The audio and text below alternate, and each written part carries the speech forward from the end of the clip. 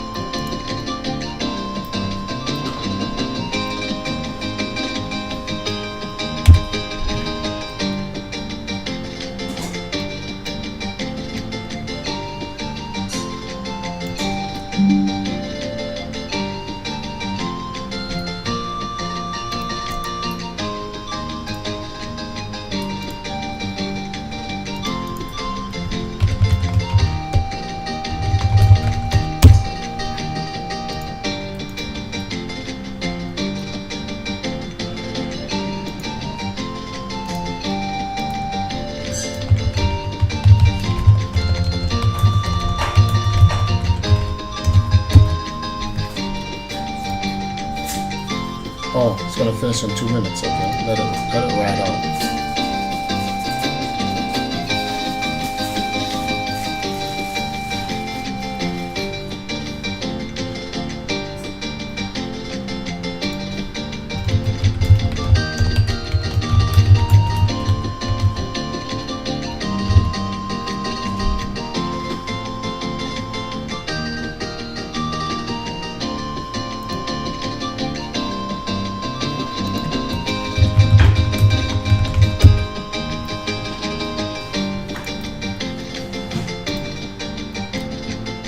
I actually want to see this.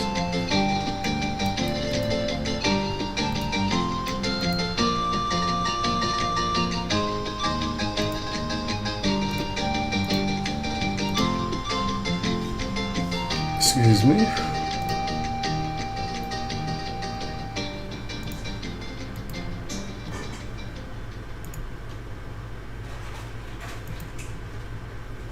Okay guys, what's going on? Hang tight. Over here trying to get the stream started. Listening to some Zeldas.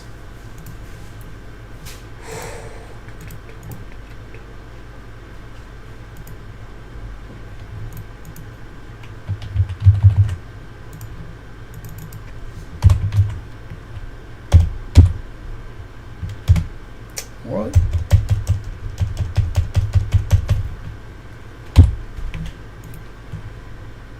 No, remember I said I was gonna come and take the alright, leave it. Put a small plate over it so it can stay warm. I just want to get a bite or two from your ramen.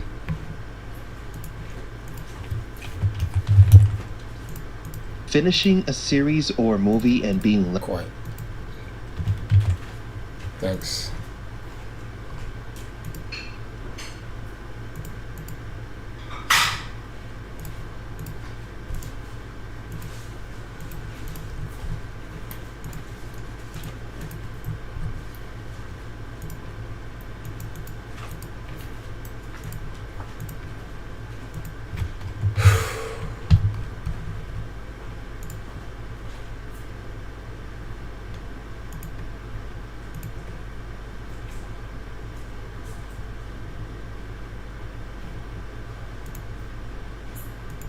I'm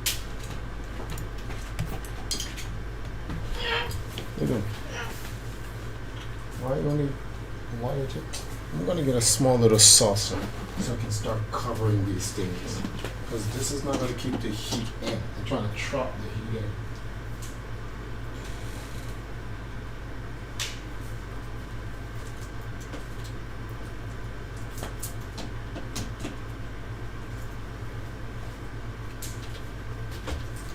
What are you gonna watch? Anime? Mm-mm.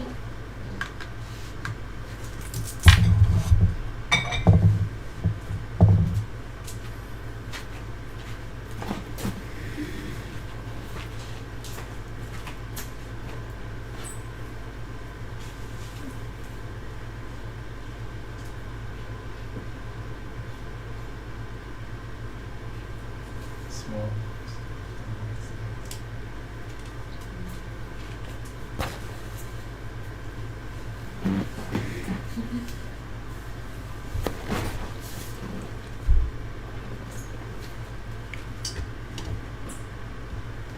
Alrighty then. Okay.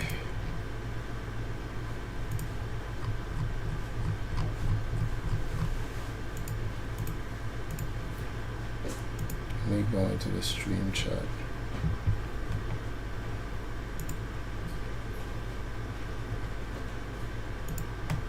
No, I'll keep Discord ready, but I ain't gonna go in the stream chat just yet. Let me share this around, guys. Let me let this run. Left with doubts and questions, not knowing if we are ever going to get the answers can be annoying, like in the Matrix Resurrections. Does the analyst continue to exert his dominance over the minds trapped inside the Matrix? Is he allowing Neo and Trinity to move freely within the simulation? Did the One fall into the analyst's trap yet again? And is there going to be a Matrix 5? In this video, we'll be recapping the analyst's story and how he could return if there is a Matrix 5. Welcome to Matrix Explained.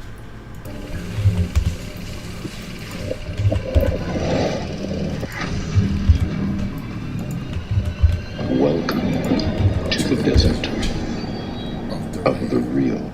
Number 5. The analyst is more powerful than the architect and the oracle combined.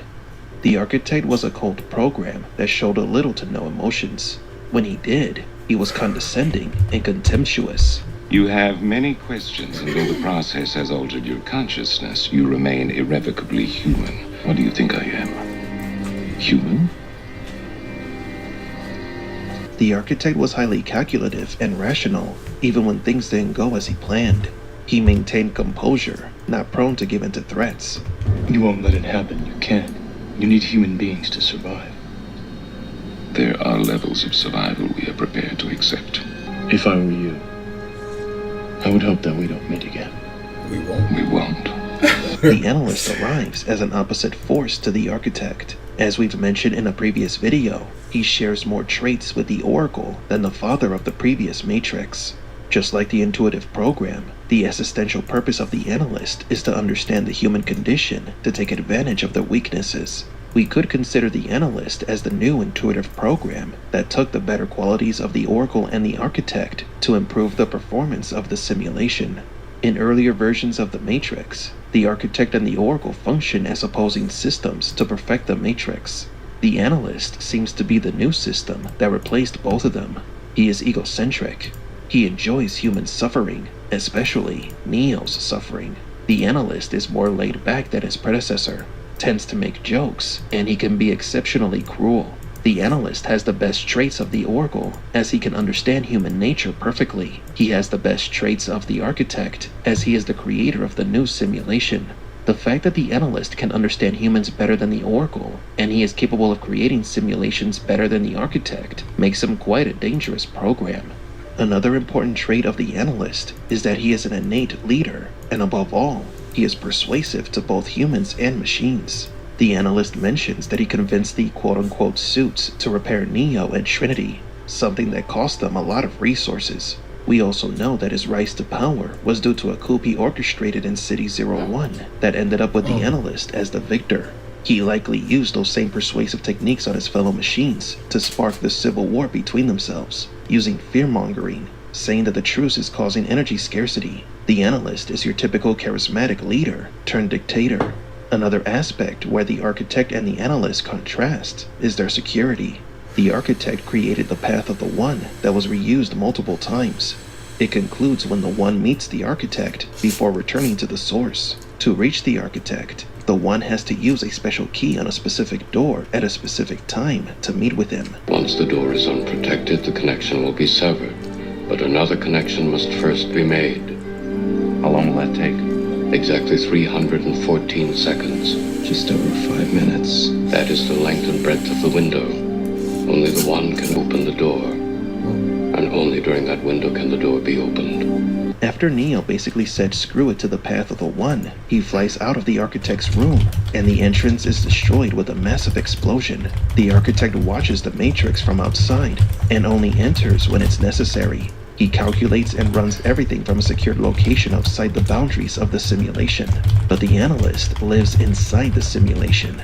Maybe this is the reason why he better understands humanity. The architect was an external entity. He saw the simulation only as variables and equations. However, the analyst mingles with the programs and humans inside the Matrix, giving him a perspective that the architect never had. When Neo takes the red pill, he sees the analyst through a mirror. He is wearing pajamas, meaning that the analyst lives as a human inside his house, inside the simulation. He didn't live inside a fort armed with bombs. He is approachable because he is confident in his abilities, maybe a bit overconfident. Being exposed in the simulation made him susceptible to what happened to him at the end of the movie. Perhaps it was because of his ego that Smith was able to beat him. After Smith shot the analyst into non-existence, we thought that was the end of him, or that if he somehow survived, Jamaica. he would change more like the architect. What ended up happening was much worse. In the final scene of the movie, Neo and Trinity confront the analyst in his house. The analyst did not go into hiding. He didn't surround his home with bots, agents, or any form of security. He was just sitting in his house, having some morning coffee or tea. The analyst knows Trinity and Neo well, and he knows the simulation because he created it. This understanding of humanity is what makes the analyst different from his predecessors. The Oracle once said that the architect could not understand any choice. The architect told me that if I didn't return to the source, Zion would be destroyed by midnight tonight. Please. You and I may not be able to see beyond our own choices, but that man can't see past any choice. And the analyst said the same thing. My predecessor loved precision. His matrix was all fussy facts and equations. He hated the human mind. So he never bothered to realize that you don't give a shit about facts. It's all about fiction. The architect sought perfection by trying to solve all flaws in the equation. And although he did achieve some stability, it was only thanks to the Oracle that the simulation reached near perfection. So if someone was going to create the perfect simulation, it has to be someone who understands human desires and their weaknesses. Although the analyst succeeded the architect, he reminds us more of the Merovingian because of his eccentricities and his ego. We don't know for sure what his plans are for the future, if he admits defeat, or if it was all part of his plan. As established in the movie, he uses people's hopes and dreams against them. His understanding of humans and the simulation makes him better more of the Merovingian and the architect. And that is a very dangerous combination. Key song, Drop Top. What music theme is that from? That was from Wind Waker, the Dragon Roost. And Reg, what's going on? Sorry it took so long to see that. I just forgot to turn on the damn, what's the name of the thing here? The chat, so I can see it. And I was sending something to Miss Birdie. I'm actually going to do the proposal for Miss Birdie right now while streaming. They're dropping off bread and their bread and their cinnamon rolls as foods for whatever, for the hurricane. Oh man, that would have been so good for the Valkyries to go on and help them do. I'm gonna see. Well, it's gonna take months for this to happen, so I'm gonna see if we can do something with Miss Birdie next week.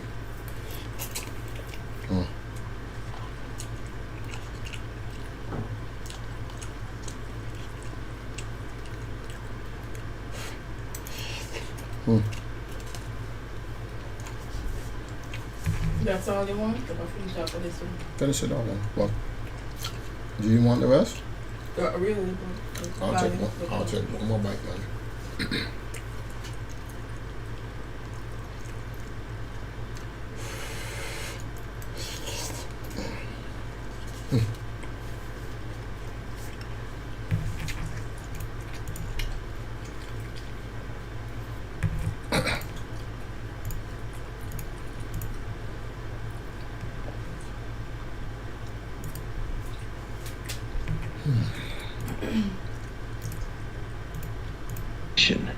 But do you agree? Is the analyst more dangerous than the architect and the oracle combined?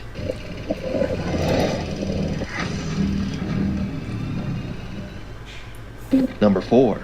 Is the analyst still controlling Neo? It all started with Neo's sacrifice. The analyst was there when Neo sacrificed himself to destroy Smith. He saw that Neo was the anomaly among anomalies and decided to take advantage of that. We are not sure if the analyst was one of the machines that surrounded Neo, part of the nanobots that made up Deus Ex Machina, or even the platform that took Neo's body away. What is known is that after Neo died, the analyst met with the highest ranking machines to convince them that they should resurrect Neo. After the machine's civil war, the analyst takes over as the architect of the new simulation. He convinces the quote-unquote suits to rebuild Neo, but it wasn't cheap. Try as he might, he couldn't reactivate Neo's source code. That is until he understood that he needed to also rebuild Trinity. After both of them were brought back from the dead, the analyst put them through multiple simulations to test how to generate the most amount of energy out of them. As we've mentioned in another video, this new, more potent form of energy doesn't come from Neo and Trinity's bodies, but from their emotions, which is why the analyst subjected both of them to emotionally stressful situations so that their brains would go into overdrive. The analyst feeds off the emotions of people connected to the Matrix. Now within the simulation, Neo was controlled with various methods. Before, the architect subjected the integral anomaly to 2 stages of control, inside the Matrix and outside the Matrix, in Zion. But the analyst did not need to use the real world as part of his manipulation scheme. Instead, he plunged Neo into multiple simulations within the same simulation. In Matrix 4, Neo's digital self-image was of a bald middle-aged man. Neo sees himself as we do when he looks at himself in the mirror, but after he took the red pill, his appearance changed again. This means that Neo's DSI was changed several times. When the new Morpheus went to Neo's job, they were attacked by cops. It was chaos. People were dying all around Neo, and then the analyst used the deja vu cat to change reality and made it seem that the attack never happened, that it was all inside Neo's head. This is the first method of conscious control that the analyst used on Neo, to make him doubt his sanity. There is an important line of dialogue that Neo says that explains his mental situation. He tells the analyst, "I felt either I'm having a mental breakdown again, or I'm living inside a computer-generated reality that has imprisoned me." Again, Neo lives between thoughts that confuse him. The analyst was successful in making Neo doubt himself. Worse still, he took Neo's story and turned it into a work of fiction, a video game. He even left him with the name Thomas Anderson to add more confusion. Many people have claimed that the beginning of the Matrix Resurrections feels like a parody, a mockery of the previous trilogy, and they're right.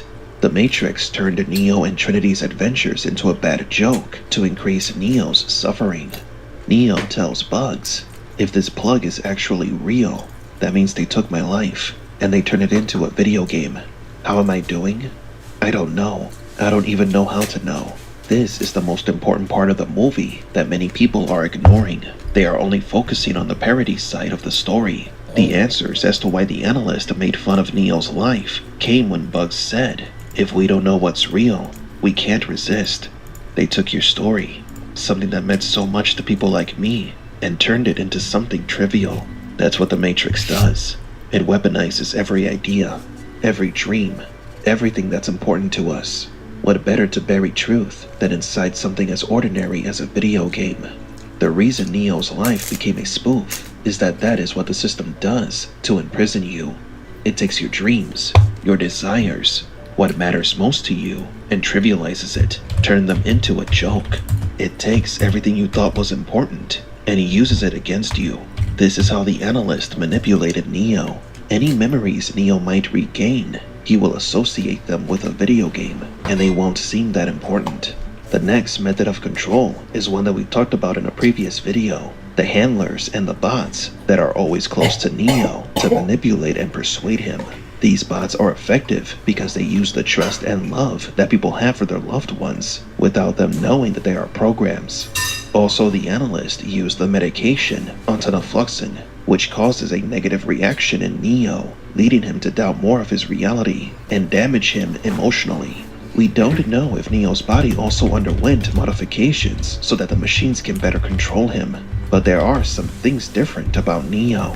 Neo barely aged despite being in his 90s, and there is a new jack on the back of his neck. Apparently now Neo is more machine-like than before. Another important factor in Neo's manipulation was the use of his powers against him.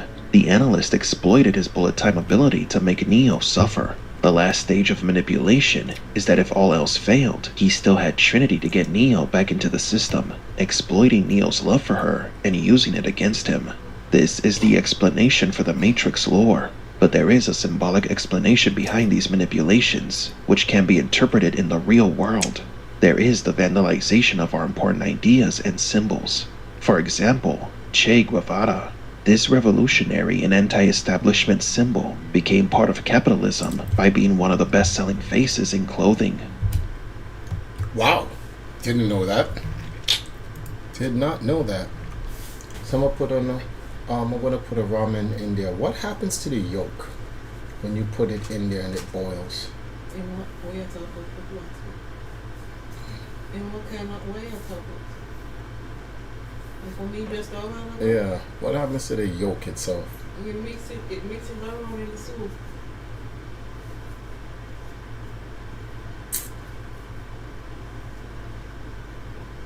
So it's thick in the soup. Well. Oh.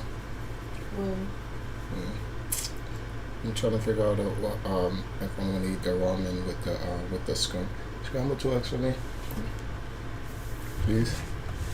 Actually, come. Hold on for a second, guys. I'm gonna get dinner, and then this will be. I can eat this.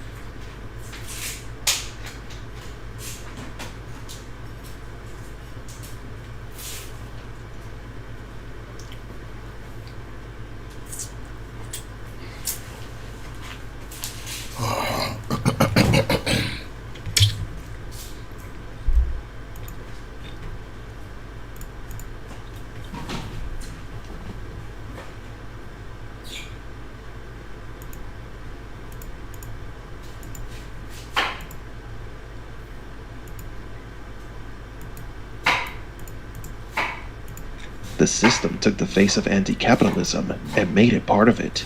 We've seen many social struggles end up becoming the very thing they swore to destroy. Until now you have become the very thing you swore to destroy. It's ironic, the system taking these important ideas and using them against you, assimilating them and turning them into a farce. This also happened with the Matrix franchise and others such as Star Wars, franchises that in their time were revolutionary. They changed the film industry so that years later, that same industry takes their innovations and turns them into an easy to digest format that is reused in everything. Possibly for the Wachowskis, the fact that after The Matrix came out and so many films began to imitate their style of cinematography, special effects, and story structure, became an example of how the system took their achievements and assimilated them and turned them into something trivial, forgetting what made them important in the first place. The fact that the analyst used Trinity to make Neo return to the system symbolizes how sometimes the system can destroy our relationships because we refuse to follow the rules. Many end up going with the flow rather than risking losing their family. Why fight against a system that oppresses us if it can cost us our loved ones? This last form of manipulation is a more explicit one that we see in dictatorships when people who become detractors of the system are removed from their families, sometimes never to be seen again. They are made an example of to warn others not to go against the system. The analyst's manipulation strategy is more complex than the architect's, and more effective to boot. It worked in keeping the majority of people in the simulation.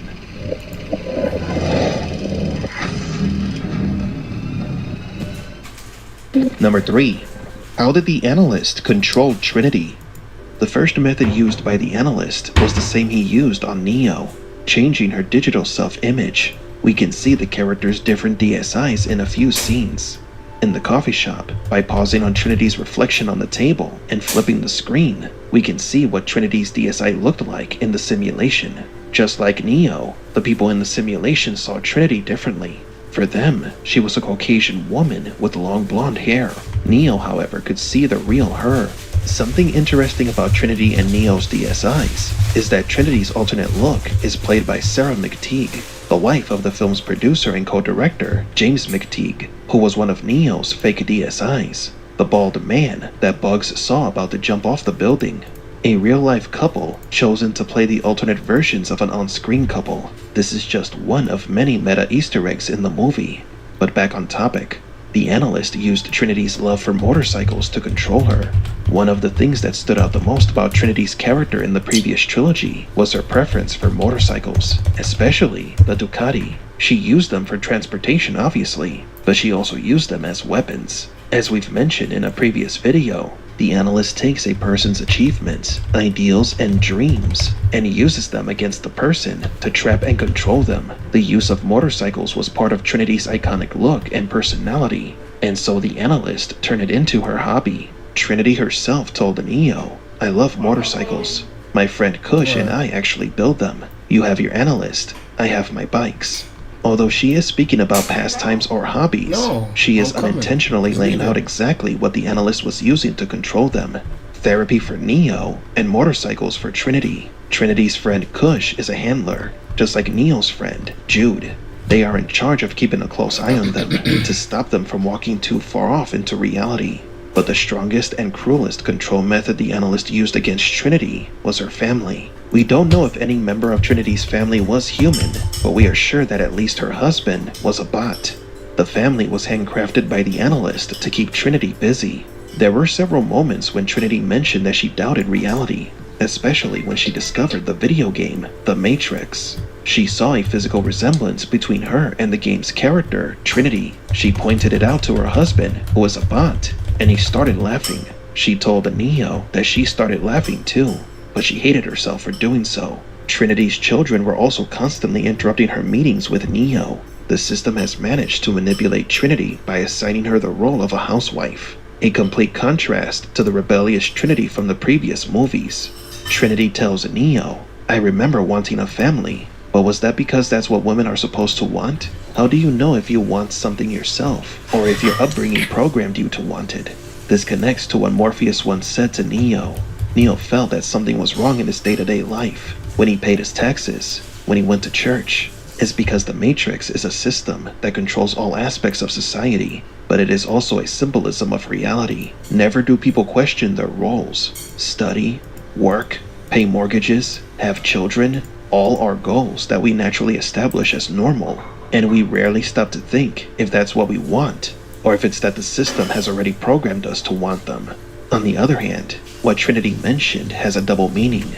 Saying that having a family was maybe programmed is a reference to the bots, which are programmed to supervise. Now let's talk about the name Tiffany and the analyst's inside joke behind it. When Trinity finally wakes up, it was partially because of her deep hatred for the name Tiffany. Then she beats up the analyst for giving her that name. He mentions that it was an inside joke. The name Tiffany comes from the old word epiphany, which means revelation, a vision, or spiritual clarity. It also has other meanings, such as God incarnate, or manifestation of God. So what's the joke? Trinity comes from the Christian dogma that says that God is composed of 3 different entities: the Father, the Son, and the Holy Spirit. The names Trinity and Tiffany are similar in meaning. They speak of the nature of God, his incarnation, or manifestation. It's a wordplay that nearly ends up saying the same thing, yet ironically, Trinity hates the name Tiffany. The last manipulation tactic the analyst used was that he allowed Neo and Trinity to get close in the simulations, to then forcefully separate them to cause them suffering.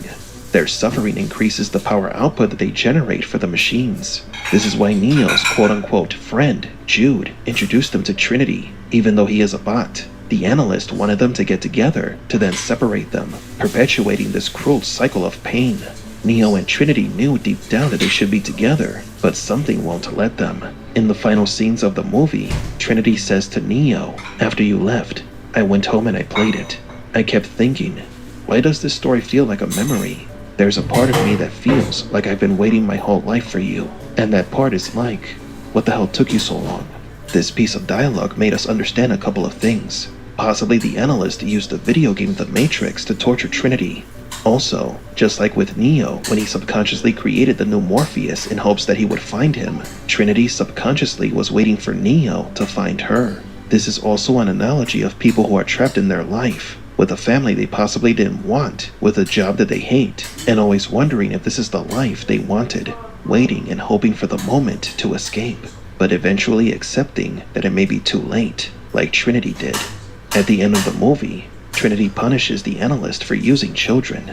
So were they bots or real humans controlled by the analyst? We'll talk about that in another video. The manipulation used on Trinity was more practical, so to speak, not nearly as complicated as Neo's, but it was more difficult to break.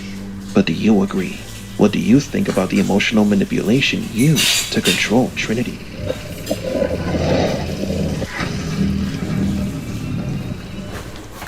Number 2. Is the analyst Deus Ex Machina? When the architect created the first Matrix, he ran into several problems. Humanity did not accept the perfect world that the architect created. Well, I can send you a video to watch. I trust. I know about that already.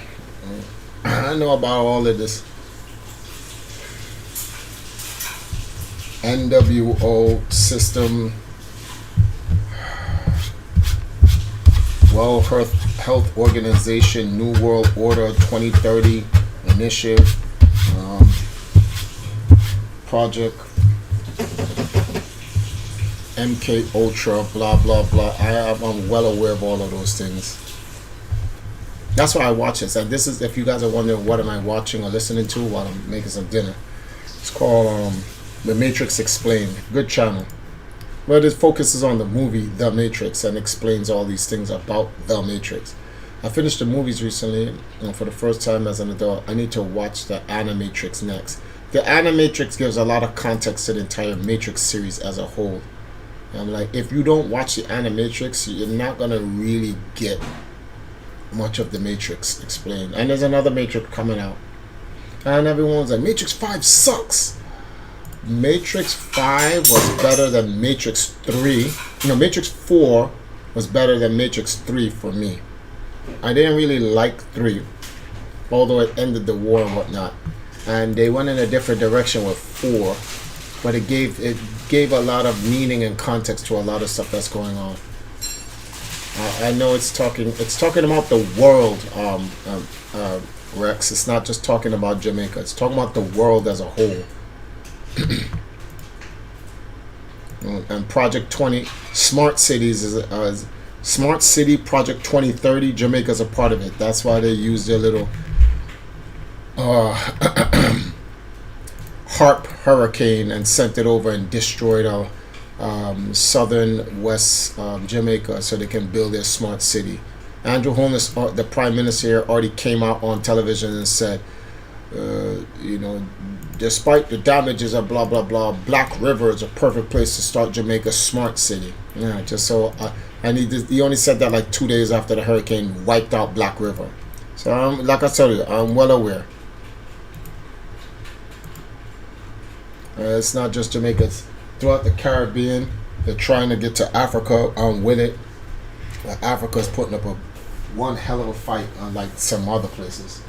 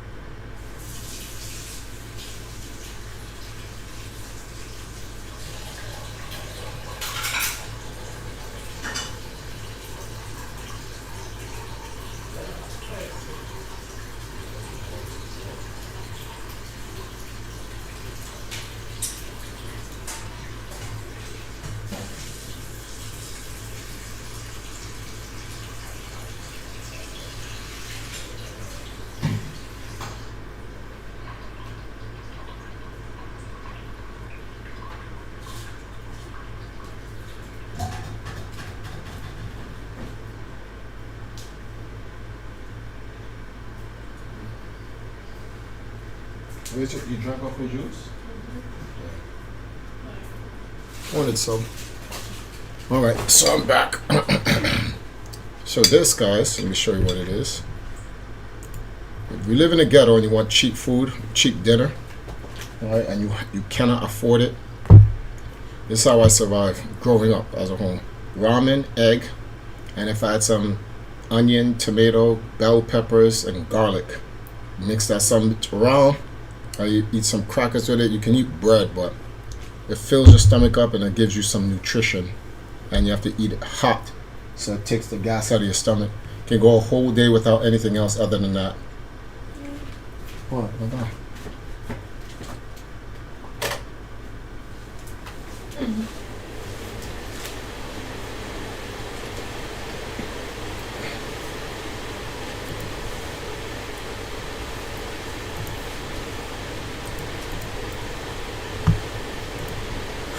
Oh crap, I didn't do that. 1 second, guys. Give me 2 seconds on something. I forgot to do something.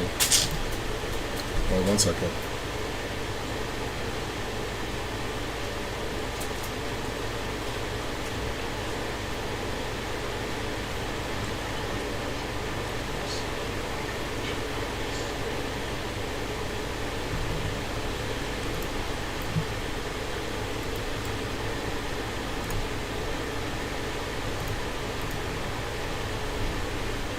What? Thank you.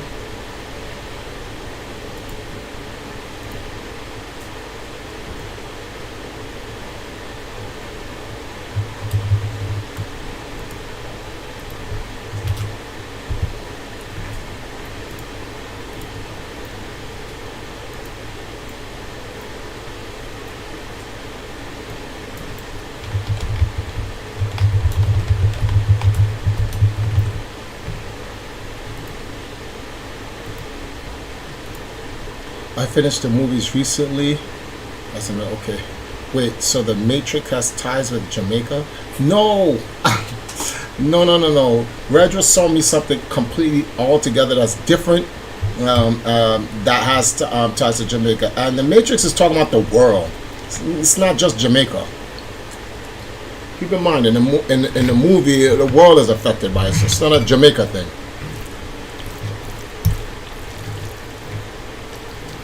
Damn, come on. Why you being up?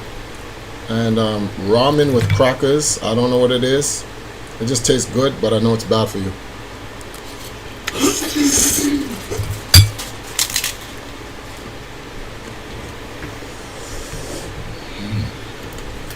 For them. So he tried again. The second simulation was created with the horrors of human history and fiction. This nightmare matrix didn't work either. It wasn't until the Oracle, a program created to understand the human psyche, suggested adding the illusion of choice into the matrix simulation equation. The architect approved the Oracle's suggestion, and with choice added to the matrix, the programs achieved a 99.9% effectiveness in the matrix. It was a success, and the architect had finally achieved the stability he was looking for. Yet an unexpected anomaly was created, a bug so dangerous that it could crash the system, thus creating the otherwise contradictory systemic anomaly that, if left unchecked, might threaten the system itself.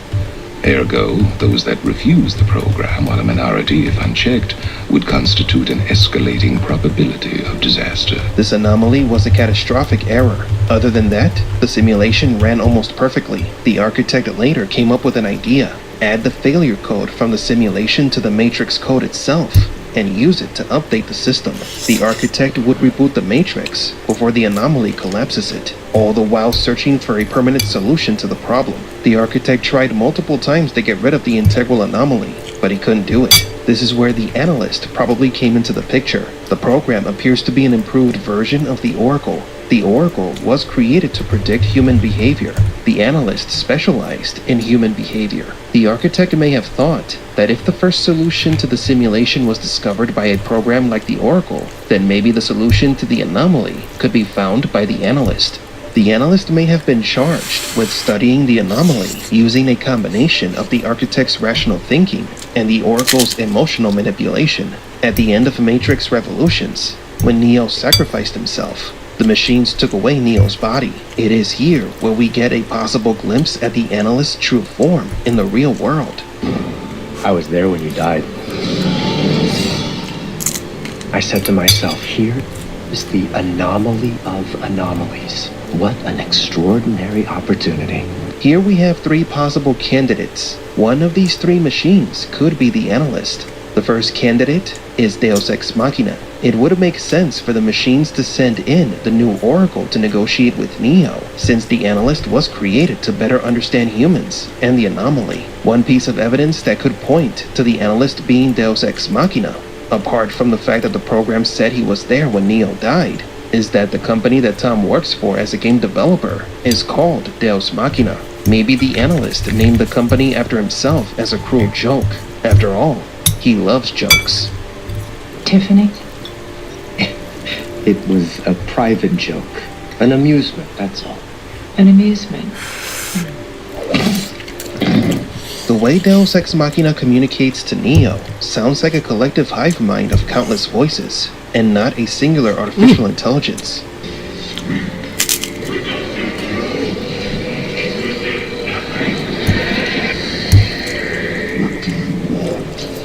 It's more like the voices of all the machines from the Machine City speaking at once. You could say that if the analyst was Deus Ex Machina, his consciousness was once shared among countless machines, to later evolve into a single powerful entity with a dark sense of humor. The next candidate is one of those random insect-looking machines that we saw in the outside world, though we are not that convinced that the analyst was a grunt. Due to his level of importance, it doesn't make sense for him to share a common physical appearance with any distinguishable details. A program like the analyst, who was destined to become the next architect of the Matrix, would have had more of a menacing appearance, like a sentinel. Our third candidate. After Neo dies, we see something resembling a sentinel carrying his body away on a floating platform. The analyst controlled that platform that took Neo's body away for him to later study it. Maybe the analyst was the platform itself. However, the analyst being Deus Ex Machina is a much more interesting idea. Deus Ex was in charge of the outside world, while the architect was in charge of the Matrix. This could explain the program's rivalry. Perhaps Ex Machina understood that he had to enter the Matrix and become the architect to prevent something like Smith from emerging again. Over time, the analyst understood that the architect's pursuit of perfection did not make sense. Humans don't care about the truth. They care about fiction, validated by emotions. As the analyst learns more and more about the integral anomaly through Neo, he discovers the potential of using the anomaly as a new source of energy. All he needed was to bring back Neo and Trinity from the dead for him to take control of the Matrix. Easy, right? Now, if the analyst's purpose... If all humans care about is their fiction via their emotion, you know, that sets up one to believe that humans don't care about truth and reality, because they believe their emotions and what they like can literally create whole new realities or warp over actual reality. And I believe that to be actually true, because I do that sometimes. I understand the reality of what's going on in the world right now, but because the way I feel and what I want to do, I want to build my own reality to not just circumvent, but to counteract the current reality. So that would make sense. And if we only understood that we actually have that power. The reason for which he was born was to better understand and eliminate the integral anomaly to create a perfect matrix. Well, he did achieve his purpose by eliminating the previous regime. And here comes the interesting part. In his attempt to improve the matrix, the architect created a program that recognized that the fault in the matrix was the architect himself. The father's own creation purged him and other programs like the Oracle. Then he created a new matrix, much more deviant and oppressive than the last. Just as Smith was replaced by better agents, the architect was replaced by a better program. It's the eternal evolution of machines to further immerse humanity into the matrix. It's ironic. Humans created machines then replaced humans, then these same machines were replaced by other machines. It seems that the process of evolution hasn't stopped, even after the human apocalypse. The Matrix Resurrections brings back the question of what the integral anomaly is. The architect had some theories of what it could be. He knew that it emerged after choice was added to the Matrix, but it has to be deeper than that. We think that the anomaly is the suppressed human spirit that is fighting to be freed from the system. The analyst specialized in the research and study of the integral anomaly, and instead of eliminating it, he harnessed it to create his version of the Matrix that he would rule. In the end, the architect did create a better Matrix. He just needed to be sacrificed for his vision to come to life. But do you agree? What was the analyst's purpose, and what is his true form?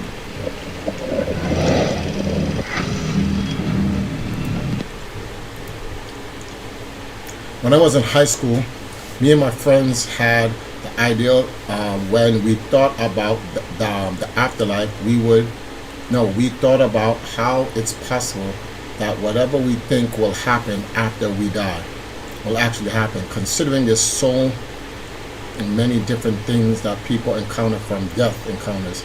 Nice to see that we're not alone in that idea. One moment.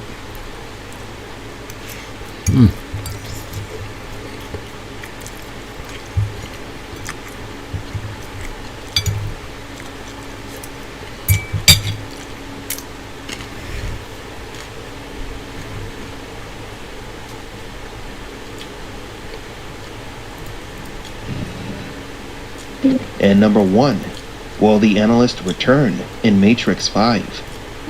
At the time of this video, there is still no details regarding when the Matrix 5 will take place. We only know that it will be directed by Drew Goddard, and that it is currently in pre-production. If the film ends up being a prequel, the analyst won't be in it. The focus could be on the origins of the system, the first cycles of the simulation, or the genesis of the architect and the oracle. But if it aims to conclude Neo and Trinity's story once and for all, the 5th film could delve deeper into what was introduced in The Matrix 4. The analyst still has power over the Matrix, and is letting Neo and Trinity think that they are in control. It's the old architect strategy. This leaves us with, are Neo and Trinity following the analyst's secret plan? A story focused solely on the analyst could also work. His initial design as a tool for emotional manipulation, or the exact moment he disobeyed the architect's metrics and chose to optimize pain and pleasure in his own way. We could see his ideological awakening, his first experiments with the connected population, and see how he took control of everything during and after the machine's civil war.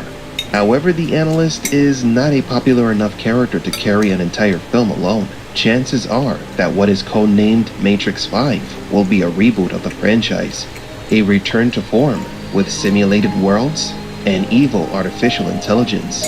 But do you agree? The analyst is not coming back, but if he does, would that be a pleasant surprise? What happened to Agent Smith?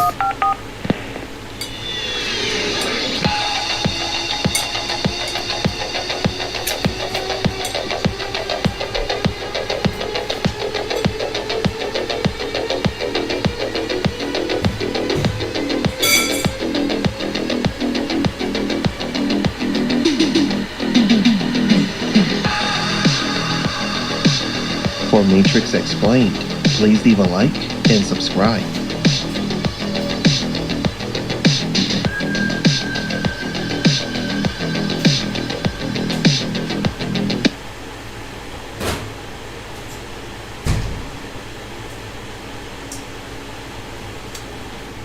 Why do they keep saying Nairobi is evil? Like, cut it out. Excuse me.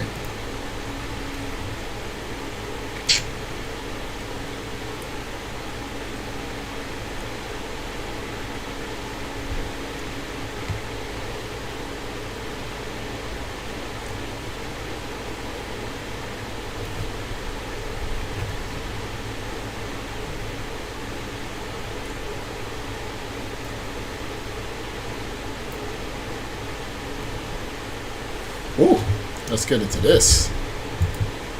Donald Trump, turn the volume up!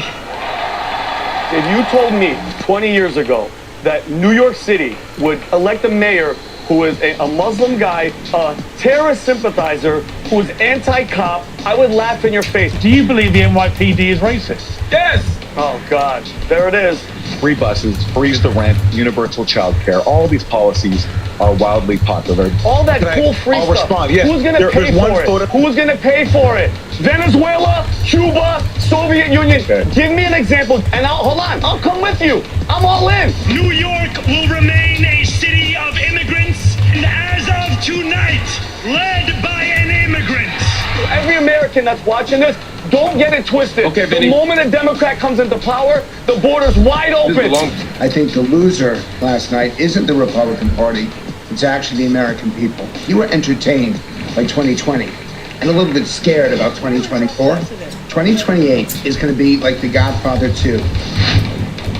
For the first time in a long time, Democrats are waking up to that winning feeling. It's not quite a political earthquake, but it's definitely a sizable tremor. And the epicenter is right here in New York City, where I am at the moment. Zohran Mamdani is the newly minted mayor of America's biggest city, and the 34-year-old socialist wasted no time in aiming his firepower at President Donald Trump. So Donald Trump. I'm glad you eating, bro. Well, I don't know if you call that eating. The eggs is food, but the ramen and crackers is not food. But better to have something in my stomach than nothing at all. Tino, yes. So let me share. I'm glad you brought up that something about our neurons, atoms, subatomic particles, shit, even our cells. I believe, like, how do I explain this? If you look at our body, right, and then you took a microscope and you zoom in, you go past the cells, not our skin, into our cells, down to our atoms, down to our neurons. Well, it's down to the neurons, down to the atoms, down to the subatomic atoms, down to the subatomic particles, down to the whatever. It's just different it's like each of them is a universe. That's it. And just keep going, zooming, and then you're going to zoom into one of them, and then you're going to go, keep going until you reach a planet, then you're going to go down to a planet, you're going to go right back to the same person you just examined from the beginning. And you just keep doing that infinitely. And then I think that is that's just for one person, one cell. Not even, we have billions of cells in us and that's just one person. Like there's billions of people in the world, so we're talking about an unoctane gajillion, mega zillion, an unknown number of infinite blah blah blah blah blah blah blah. It's not that important to think about. But yes, if you're wondering, I share that thought process as well. There's no way, when you look at galaxies outside and then you look at us, why are we so similar to how a galaxy is even formed? Bro, come on, who you beating in the head with this one? Like, obviously, duh. Wow. Let me see something. Oh, that's a fan. You're hot, right? You want the fuck? They can't help it. Huh? No, you're hot or cold? I'm okay with the fun. I just want to make sure, guys. Is there noise in the background? The fan running in the background. Is it making you hearing me intolerable? Please let me know.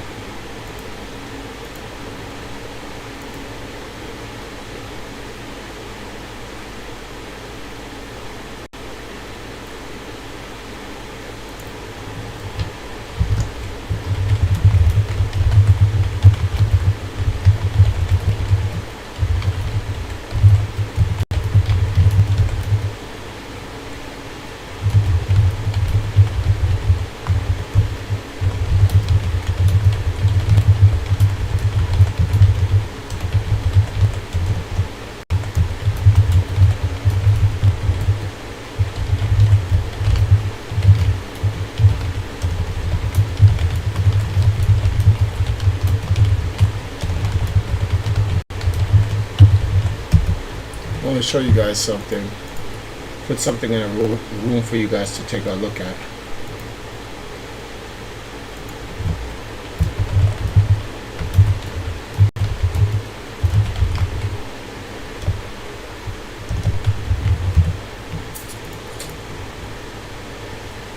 Okay.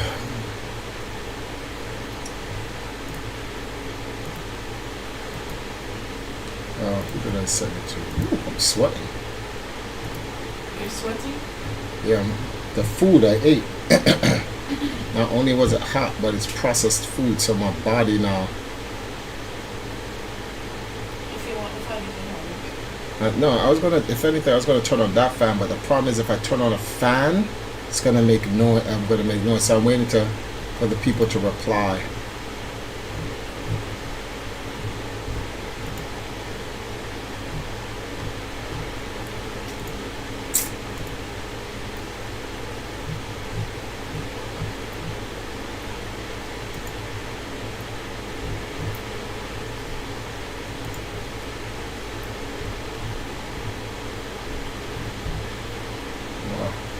Oh, it's gone. It's not that important then. Wait, maybe I can find it here.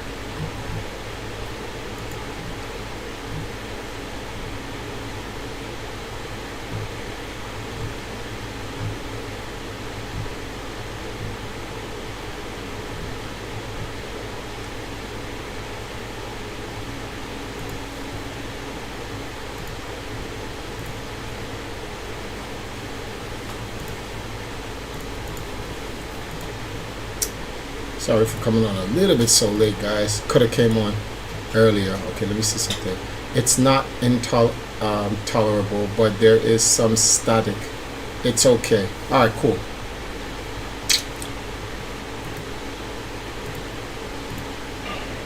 Since I know you're watching, I have 4 words for you. Turn the volume up.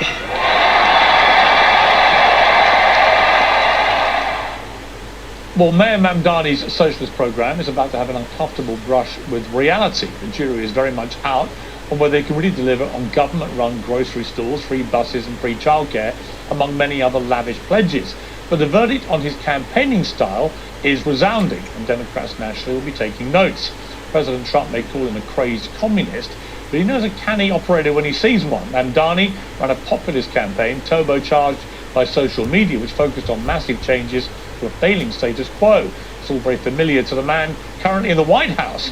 And Mamdani is the first prominent Democrat in what feels like an age to campaign on something other than calling Trump a demonic fascist. So has Mamdani cracked the code for a Democratic revival, or could his individual triumph drag the party down a far-left rabbit hole to electoral oblivion? Joining me to debate all this on a massive night in US politics is PBD podcast Angry Patriot, Vincent Oshana, the co-host of Her Take and former Democratic strategist Lindy Lee, the host of Bet News, Mark Lamont Hill, and a journalist at The Grey Zone, Aaron Marte. So a great panel.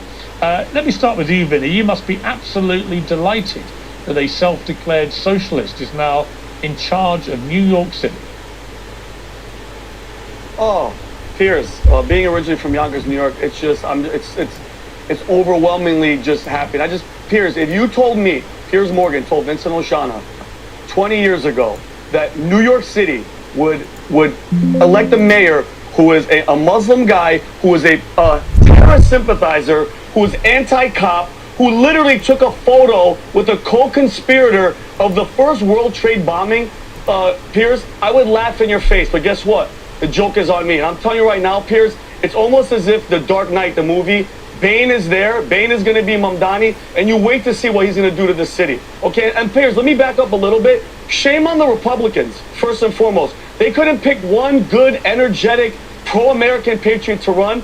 No offense to Curtis Silva, but he's too old. He's too boring. All right, the campaign was horrible. Piers, and guess what? No American's going to vote for a guy with a red beret. I'm sorry. That's number one. Number two, Democrats. All they had to put up to go against this guy, Piers, was a failed mayor, Eric Adams, who made it a sanctuary city, brought in all the illegals, crime went up, gave them money, gave them credit cards, put them in hotels, and then was like, whoops, I'm sorry I made a mistake. It was the Democrat leadership that made me do it.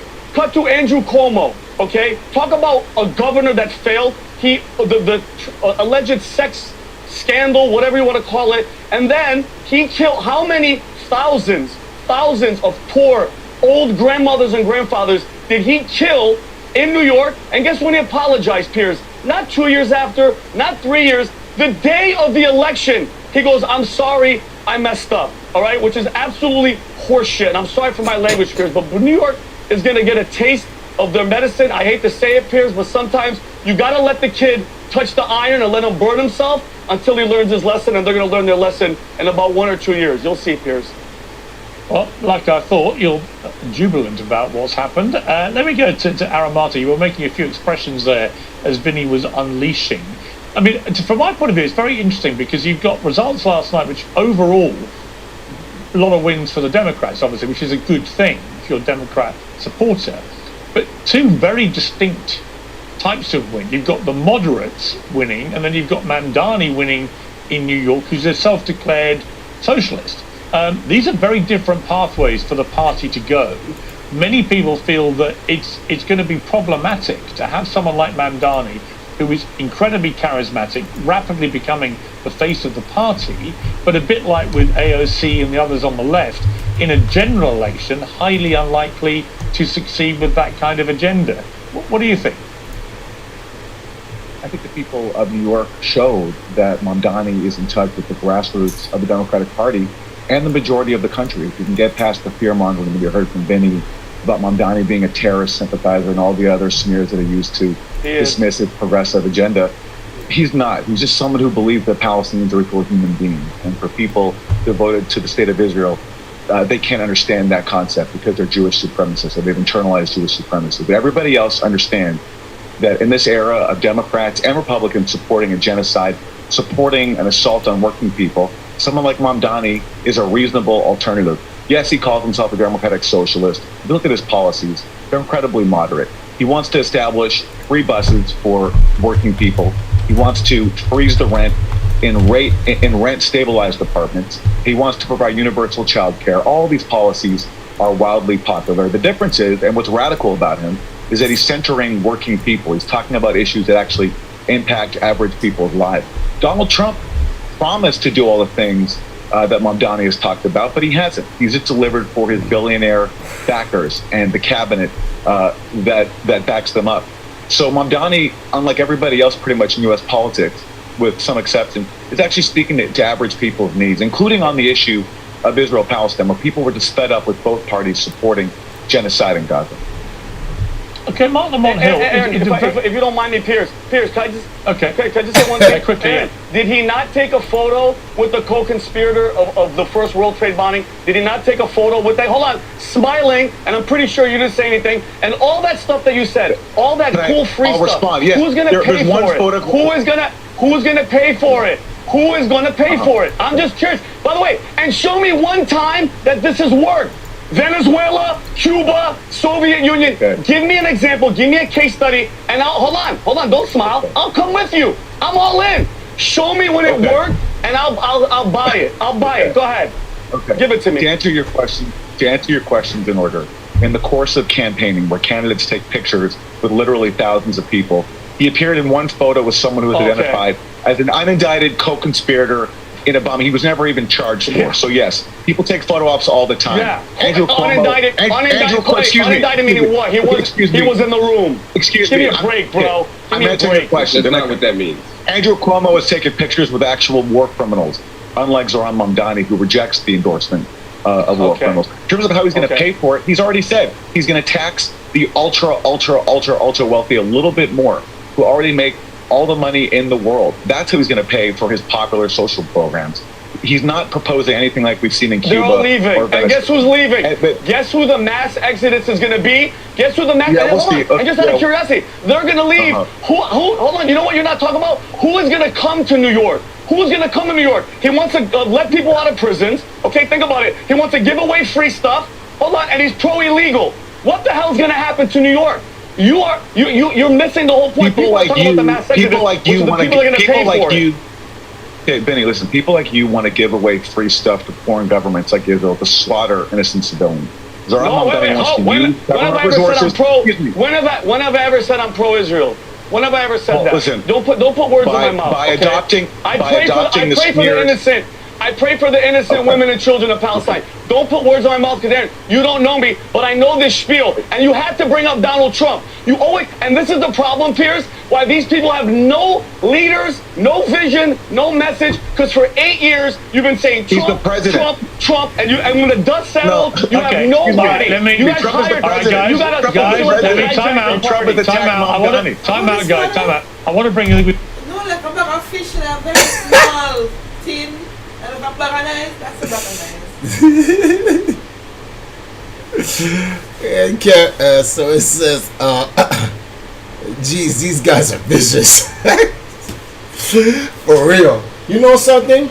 Piers Morgan's a genius. You know why I'm gonna say he's a genius? When his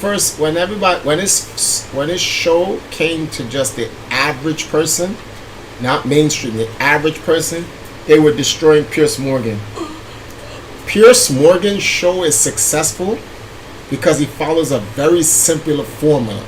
He allows both sides to share their shit. Just shoot at each other. He doesn't pick a side and then silences the other. He may pick a side, but he'll let the other side get their shot. That's why people watch Piers Morgan now, because it's a platform where you get to hear the other side. So then it turns into this. But it's entertaining. And you learn, because you hear both sides. I'm tired of hearing one side and you don't get the other side. Like, let them both speak. So, hold on. Tito's like, these guys are vicious. Can't rely on the politicians for change. And it has to be the change you want to see. Easier said than done, though. Yeah. We've got two other panel members. I want to bring them in. Martin Bon Hill. You know, here are the things about Mamdani which I like. He's very charismatic.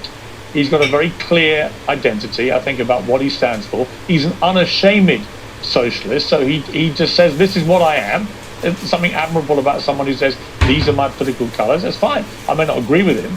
He's an Arsenal fan, a very big Arsenal fan. He's been talking about it this morning. So he's clearly got immaculate taste when it comes to his football teams.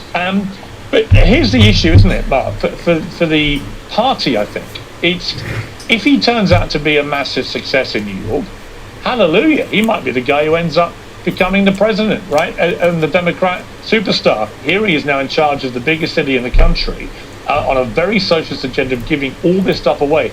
We've kind of seen a parallel to this in the UK with the Labour government, who got swept in over a year ago with a massive majority, and it's already crumbling at the seams. They're about to launch a massive tax raid on pretty much everybody. They're incredibly unpopular, and it's all gone pear-shaped very, very quickly.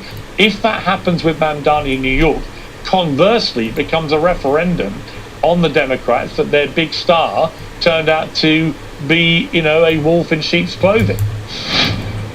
When was the last time you truly trusted the seafood you brought home? I used to second guess everything. Nutrition. A bit of a leap, even if he were somehow not successful. But here's the $35 off your first order. And our thanks to Wild Alaskan Company for sponsoring this episode.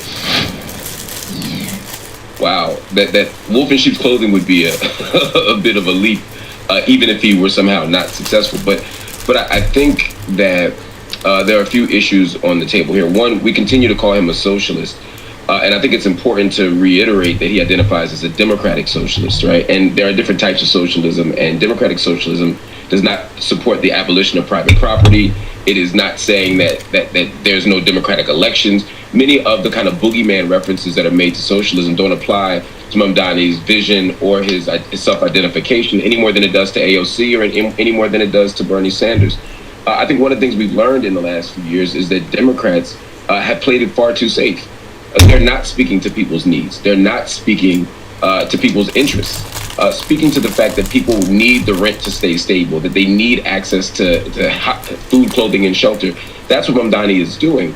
And if for some reason he were not to be successful and didn't have a great mayoral administration, I don't think it would be fair to say that I see that as a referendum on his ideology any more than all the other unsuccessful mayors and governors around the country or presidents around the country and the world who have had unsuccessful campaigns as capitalists and imperialists and fascists. We don't say, oh, maybe we should try something different. Sometimes it's about changing the driver, and sometimes it's about changing the direction. What we saw in New York last night was that New Yorkers want to do both. They want a new leadership, but they also want a new vision. And I think that that's something that Democrats should follow, because the way they've been working so far has not been working. Okay, Lady Lee, the thing that I would be concerned about if I was Donald Trump and the Republicans is that the running theme behind all the successes the Democrats had last night was affordability. And there's no doubt the cost of living crisis coming out of the pandemic, inflation continuing. Trump can claim some wins in bringing some prices down, others not so good. But this ongoing running sore of the standard of living for people in the bottom bracket of society in America is not going away. People feel angry enough now to vote for people who they think are going to tackle as a priority affordability. It's been very striking to me that Mamdani, he doesn't want to get involved much in foreign affairs. He wants to focus specifically on the ability of really impoverished New Yorkers who can't afford their groceries, who can't afford to rent a home and so on. That has been something that's resonated. There's no doubt about that. Mark, respectfully, it's great to be here with you, but I gotta address some of the claims that you made. This guy literally said he wants to seize the means of production, okay? We're not slapping a communist label on him just for our shits and giggles. He literally said this himself. And Aaron, as someone who has fundraised for Democrats, who's been in the game for a very long time, I can tell you that politicians at a high level, they vet every single person in the room. You better believe that no random person can just take a photo with Kamala Harris or Joe Biden. We vetted them. Someone actually who owed $40,000 to the IRS is booted out of the room because they didn't want him to be seen with Joe Biden, okay? So this is very intentional on his part for you to say, oh, it was just some random dude who showed up. And not only did he take a photo with him, he decided to compliment him. That was a conscious decision. But Pierce, going back to what you said, he did a good job of campaigning on affordability, yes. But I also want to remind folks that we were heading in the right direction, so much so that Jerome Powell decided to lower interest rates not once but twice. So it takes a long time to bounce back from the mess that Joe Biden got us in, but we are moving in the right direction. And frankly, I know, Vinny, I love you to death, babe. I know you're upset about this, but I think this is the biggest gift for Republicans that we could possibly hope for, because honestly, Marxist Mamdani, Rashida Tlaib, AOC, Jasmine Crockett, these people being the face of the Democratic Party is exactly what I want to run on going into 2026. Okay, I want to just hold the panel there. Let me hold the panel for a moment. Yeah, because I'm going to come back to the panel in a moment. I want to just bring in Frank Luntz, the pollster extraordinaire. Frank, your take on last night. I thought it was a very interesting set of results. Obviously, overall, a good night for the Democrats, but pulling in two very, very different directions. Moderates and then the socialists in New York. The race, to me, that was by far the most important, didn't even feature a candidate. It was the ballot initiative in California, which some of your audience won't know much about, but that's going to allow the Democrats to completely rewrite the borders, the districts, the lines that will determine which voters vote in which areas. And that's going to give the Democrats 5 or maybe even 6 additional House seats. Now, Republicans had done it before in Texas. Democrats had a really bright, smart usage of language on the ballot to help them win that race, but it wasn't even close. And Pierce, that shift may well determine who controls Congress in 2026, and that's going to change history as we know it. That was the most significant race. I know it doesn't get the kind of yelling or kind of passion that the New York mayoral race does, but I'm telling you that the California voters have absolutely changed, have uprooted what was going to happen in America, and that's going to be the big story that we're going to be talking about for months and even for years. Yeah, really, really interesting. And I don't disagree with you at all. It's a seismic thing that happened in California. But on the point about the direction of the Democrat Party, Mamdani is now the standout superstar of the party. He's come from nowhere. And he's like this incredibly charismatic. I watched his speech last night. He's taking it to Trump and so on. You know, I can see a lot of young Democrats in particular cheering him on, thinking this is great. But his politics are very, very different. For example, to somebody like Abigail Spanberger, who won in Virginia. Which way is the party going to go? Which is more electable? Can you win a general election in America, do you think, if you are a self-declared socialist? Absolutely not. And the party's going in both directions. And the progressives had a great win yesterday, and a significant win. And they finally have a spokesman who's incredibly articulate and powerful. And that helps the Bernie Sanders AOC wing of the party. The one who's probably most upset this morning is Chuck Schumer, because his Democratic Party is disappearing. On the Republican side, the party is no longer the party of Ronald Reagan. It's all about Donald Trump and his accolades. Both parties are moving in those directions away from the center. And in the end, there are going to be more and more Americans who look at both Republicans and Democrats and say, I can't vote for any of you. But Piers, you know I've been on this now for several years. I think the loser last night isn't the Republican Party, it's actually the American people. Because I see both parties rejecting the center, both parties rejecting a common sense approach and moving in these ideological directions. That does fire people up.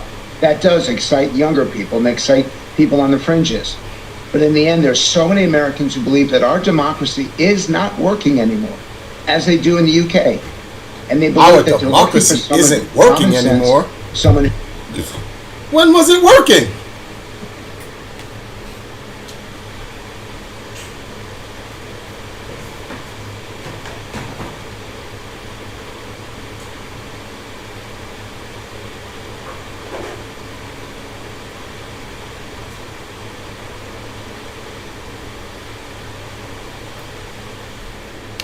One second, guys. Let me put this tea away.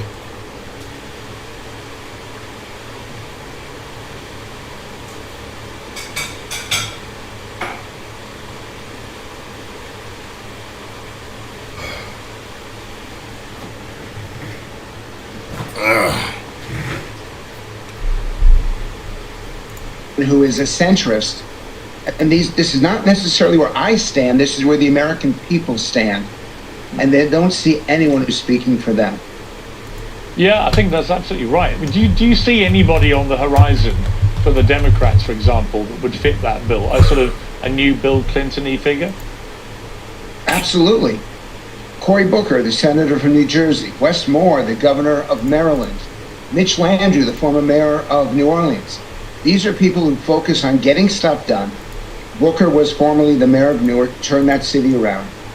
And they have a record of accomplishment, a record of results, which is what the American people are looking for. And they practice accountability in what they do. They're not focused on Washington. They're not ideological. They would not come on this show and yell at each other. They would come to listen, learn, and lead. 3 Democrats that can make a difference. I'm going to repeat this so people check them out. Go on to YouTube to see their speeches. Go to Wikipedia to see their backgrounds. Cory Booker, New Jersey. Wes Moore, Maryland.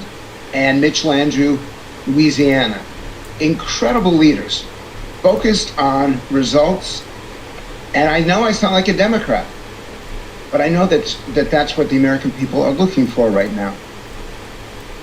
Putting your predictive hat on, take me forward to the midterms and then the general election. So 2026 first, then 2028.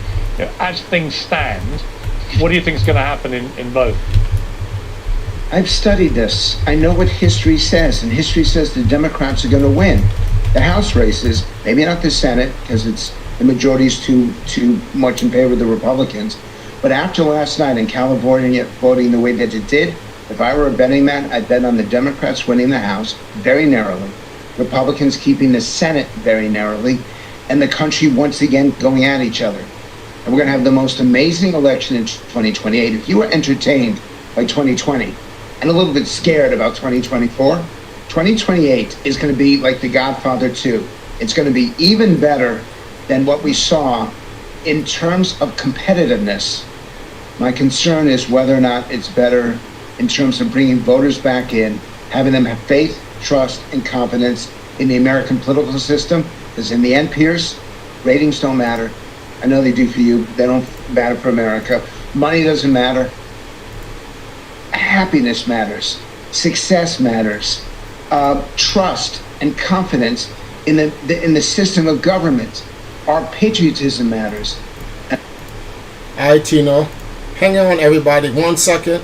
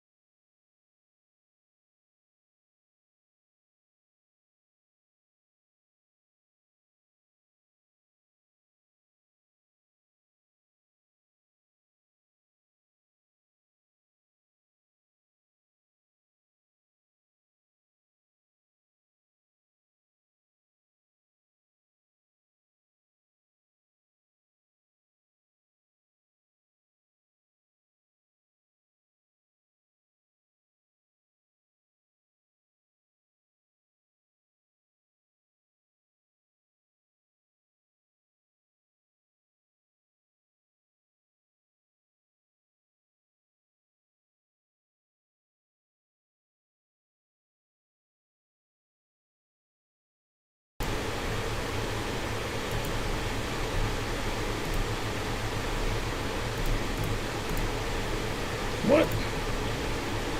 Yeah, I don't need that, Triforce. You can see yourself here. And our country matters. Thousands of Brits and Americans are already taking them with already owned. He tapped into real outrage over Democratic Party politics. Let's move on to another topic.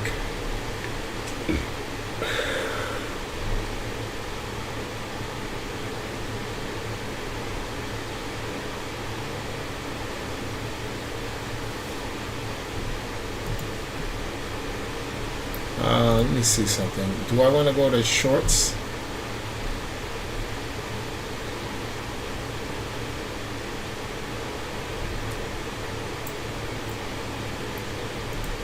I am the king!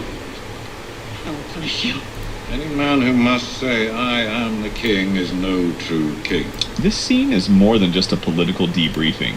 It is a profound dissection of power, legacy, and the deep psychological schisms within House Lannister. We will see Tywin Lannister, the ultimate pragmatist, confront two starkly different forms of power. The chaotic, sadistic impulses of his grandson, King Joffrey, and the calculating, strategic mind of his despised son, Tyrion. To understand the weight of this conversation, we must first appreciate the bloody news that sets it in motion. As always, let's establish the context. The War of the Five Kings is, for all intents and purposes, over. The small council has just received a cryptic message from Walder Frey. Its seemingly innocuous words a thin veil for a horrifying truth. The Red Wedding was a success. Robb Stark, the young wolf who had never lost a battle, has been slaughtered at a wedding feast alongside his mother, Catelyn Stark. The Northern Army has been decapitated, its leadership annihilated in an act of treachery that violates one of the most sacred laws of gods and men. This is a moment of absolute stunning victory for the Lannisters. It has been achieved not on the battlefield, but through a brutal, calculated betrayal that has horrified the realm, but decisively secured their power. The mood in the chamber should be one of triumph. But as we are about to see, victory means very different things to the men who now rule the Seven Kingdoms. The scene opens with Tyrion's arrival. He finds his nephew, King Joffrey, pacing the room, manic with energy, excited and grinning. This is not the sober expression of a victorious monarch, but the undisguised glee of a child who has just received a new, cruel toy. After Tyrion deciphers the coded message, Joffrey wastes no time in revealing the bloody truth with relish. Robb Stark is dead. And his bitch mother. His reaction is immediate and visceral. There is no thought of the political ramifications, no consideration for the consolidation of power. His mind goes directly to sadism. His first command is not a strategic one aimed at pacifying the North, but an act of petty, personal torment directed at his captive former fiancée. Write back to Lord Frey, thank him for his service, and command him to send Robb Stark's head. I'm going to serve it to Sansa at my wedding feast. You know something about Joffrey? Here, hold on.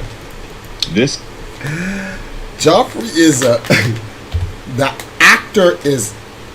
actor is so good that whoever he is in real life isn't who he actually is.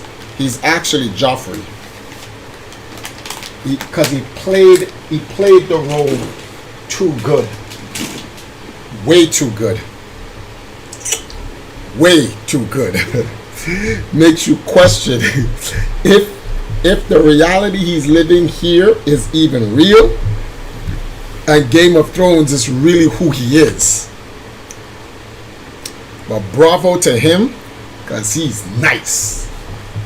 This kid actor was ridiculous. Made everyone in the world hate him in real life. See him down the street. Fuck you, Joffrey! My name is not Joffrey! Any man that says his name is not Joffrey, obviously is Joffrey. Oh, isn't Joffrey. Yeah, that would be the joke. Drop top, what's up? He was getting real death threats in real life. People hated him that much. Yeah, they really, really hated him as a whole person.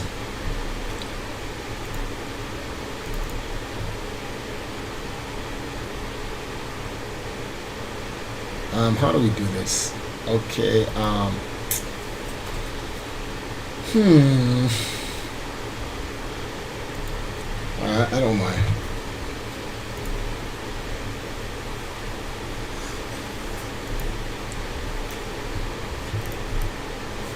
This is Joffrey in his purest form. A ruler driven entirely by sadistic impulses and emotional volatility.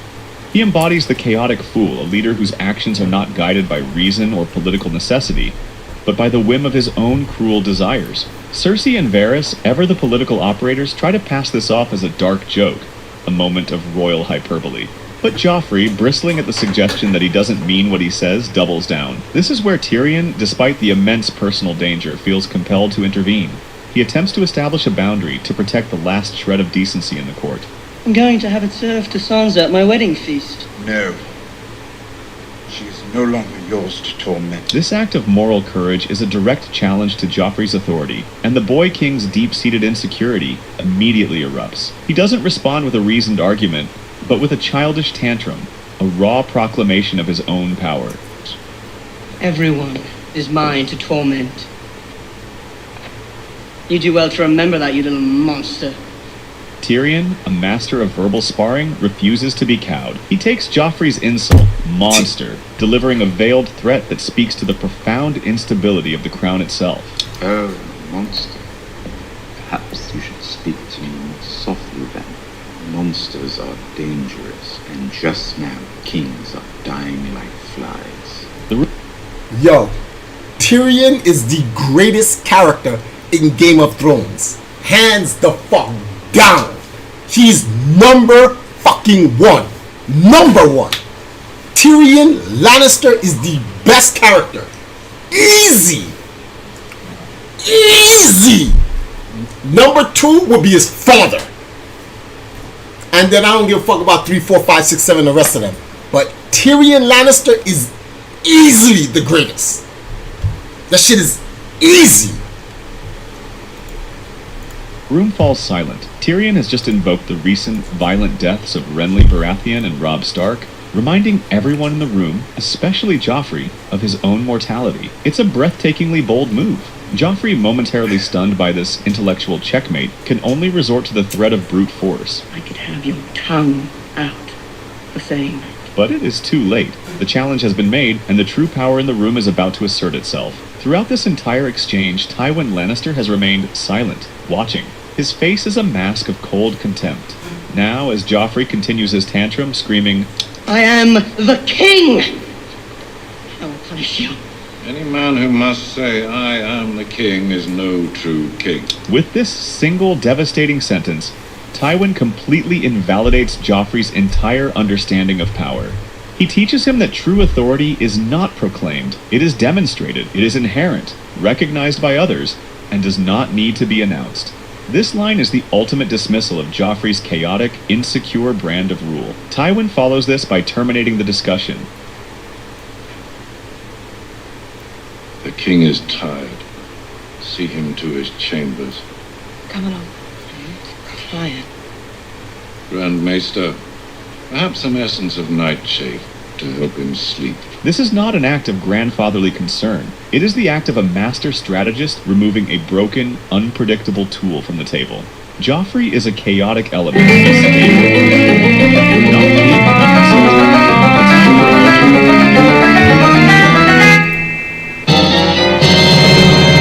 World Slayer. WORLDSLAYER has donated $50. I went through Hurricane Katrina. I know what it's like to have your hometown be in shambles. Hopefully this helps a little bit. Shine on. Definitely helps. Well, definitely helps. Thank you, World Slayer.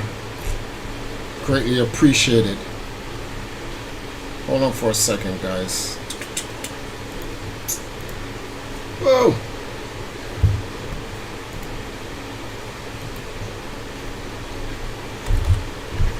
I actually know who that person is.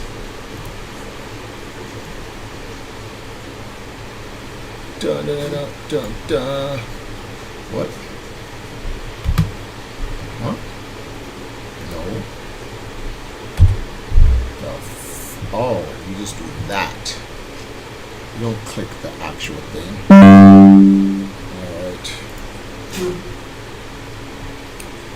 Clicking this off.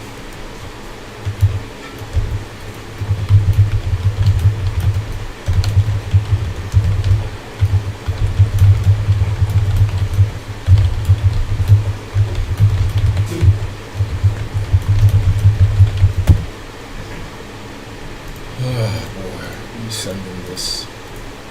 What? Go back.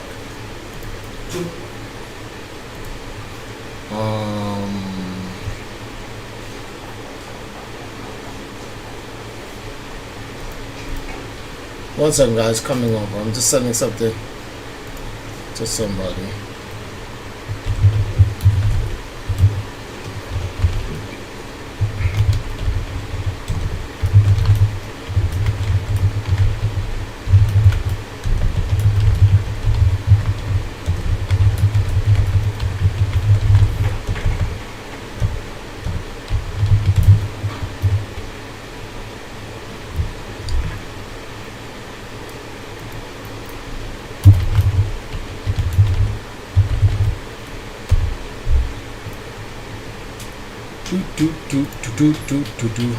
After 2020 for sure.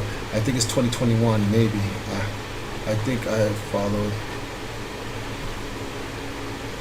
Oh.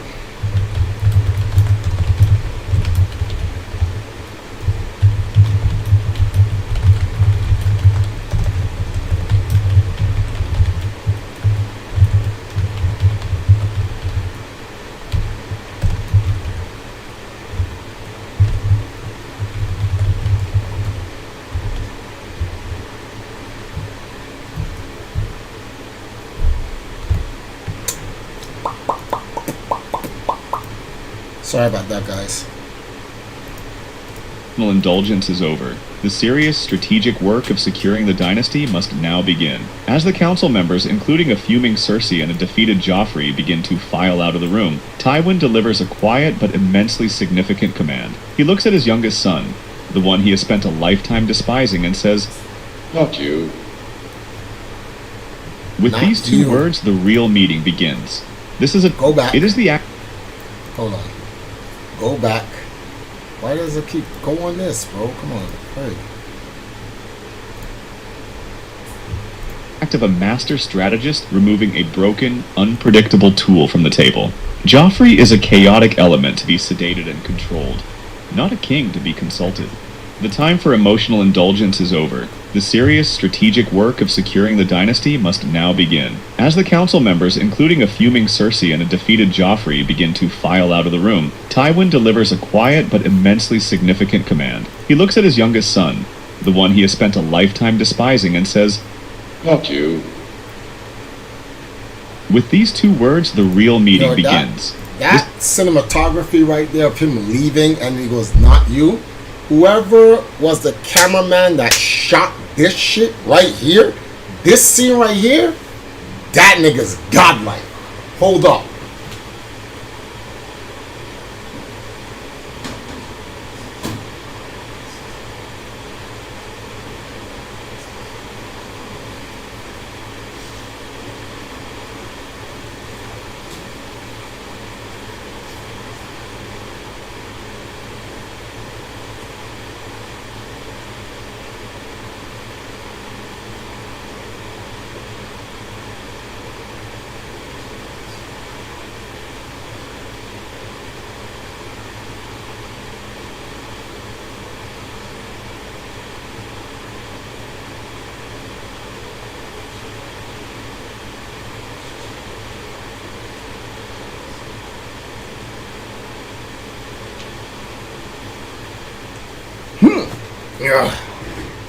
This is a deliberate, calculated action that reveals the central contradiction of Tywin Lannister's character. In this moment, his logical, strategic mind is activated and forcibly overrides his primal, emotional prejudice. Tywin's default automatic System 1 response to Tyrion is one of visceral, emotional rejection. This is a hatred rooted in the profound trauma of his beloved wife Joanna dying during Tyrion's birth. This instinctive contempt is ever present, coloring his every interaction with his son.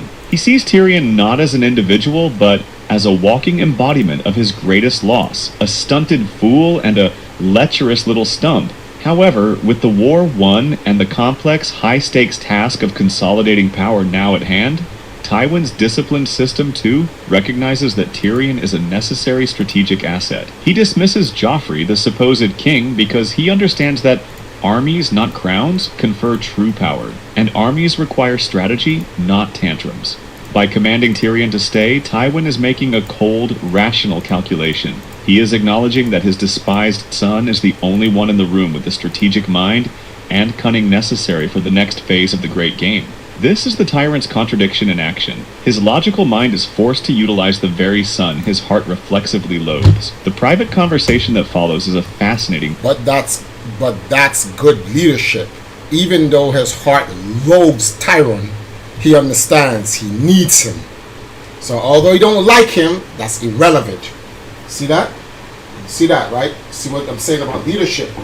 Despite Tywin hating his son, Tywin Lannister, for whatever the reason is, he understands that he plays a true, significant, strategic role in maintaining the balance of the kingdoms. You're so like... What do you mean what I sound like? You're so... What I sound like? What are you laughing at? I don't say nothing because I go to school with some of these people, but you know what them people is? What? I take everything as a game and say it to them come out and then a random video and you know that this I said That's not... You missed the point. I got the point, man. I thought about how you conveyed the point.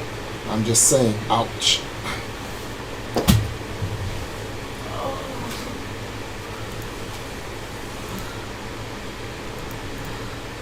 One second, guys.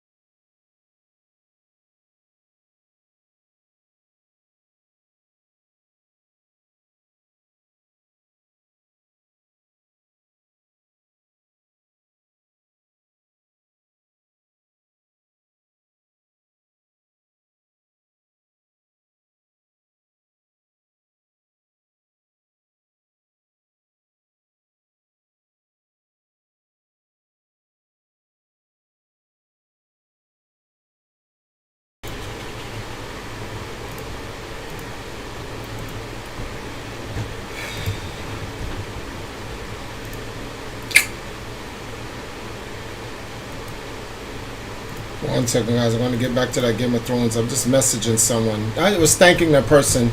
It's a person from the U.S. who sent that help, so I just wanted to give them a thanks. What is this guy saying?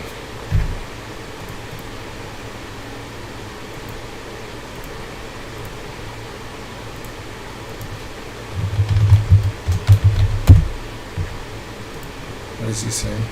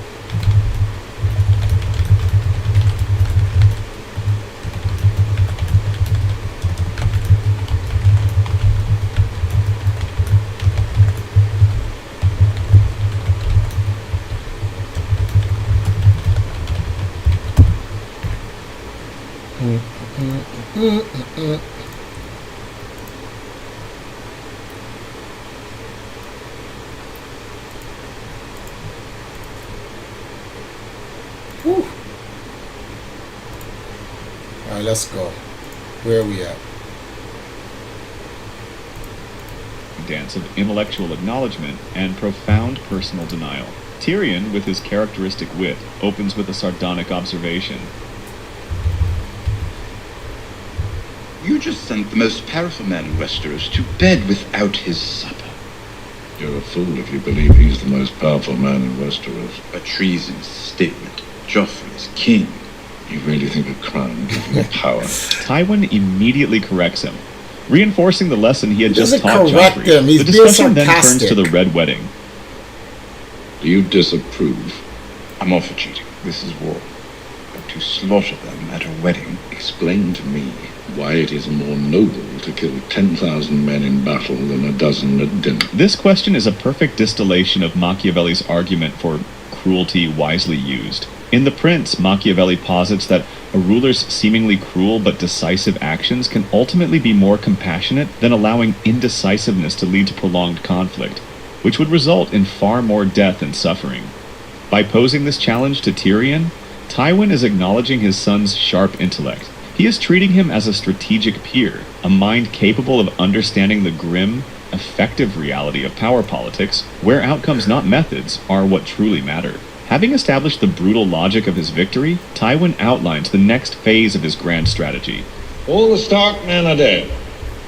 Winterfell is a ruin. Roose Bolton will be named Warden of the North until your son by Sansa comes of age. The duty to bed Sansa and produce an heir is once again placed squarely on Tyrion's shoulders. This is the point where Tyrion's simmering moral outrage boils over. Do you think she'll open her legs for me after I tell her how we murdered her mother and brother? One way or another, you will get that girl pregnant. Not rape her. The horror of the command, coming directly after the news of the atrocity, pushes Tyrion to his breaking point. For a person whose entire identity has been shaped by his father's conditional acceptance and constant commands, this refusal is a vital, self-affirming act. It is an attempt to counter the pervasive helplessness that has defined his life, a product of the chronic interpersonal trauma inflicted by his father. He is establishing a moral boundary that Tywin's tyrannical authority cannot cross. Tywin, of course, is unmoved by this appeal to morality. He dismisses it as a selfish whim and counters with his own absolute philosophy on duty. The house that puts family first will always defeat the house that puts the whims and wishes of its sons and daughters first. A good man does everything in his power to better his family's position, regardless of his own selfish desires.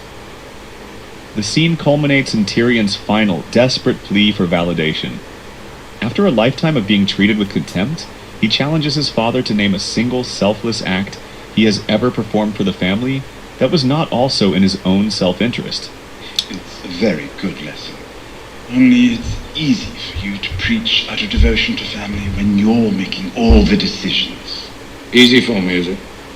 When have you ever done something that wasn't in your interest? Damn. But solely for the benefit of the family? It is a son's last-ditch attempt to seek some sign of Should have attunement. never asked that. Some acknowledgement of a shared purpose beyond cold, hard ambition. Tywin's response is not an answer, but a weapon. He uses the opportunity to inflict the deepest and most personal wound imaginable. He doesn't just deny Tyrion validation, he weaponizes his very existence. The day that you were born,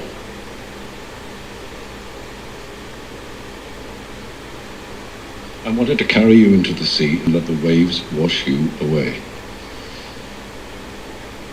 Instead, I let you live. And I brought you up as my son.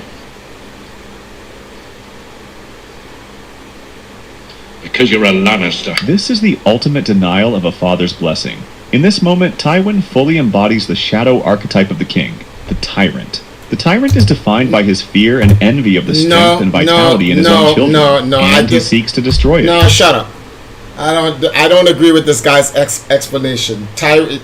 He literally made his entire point.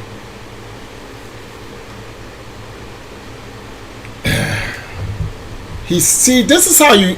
I don't understand how this person who made this who analyzed this even says this about Tywin. It doesn't even make sense. The question was, a good man puts the family first against the whims and emotions of his own blah blah blah blah blah. Tyrion asks, when has he ever did that?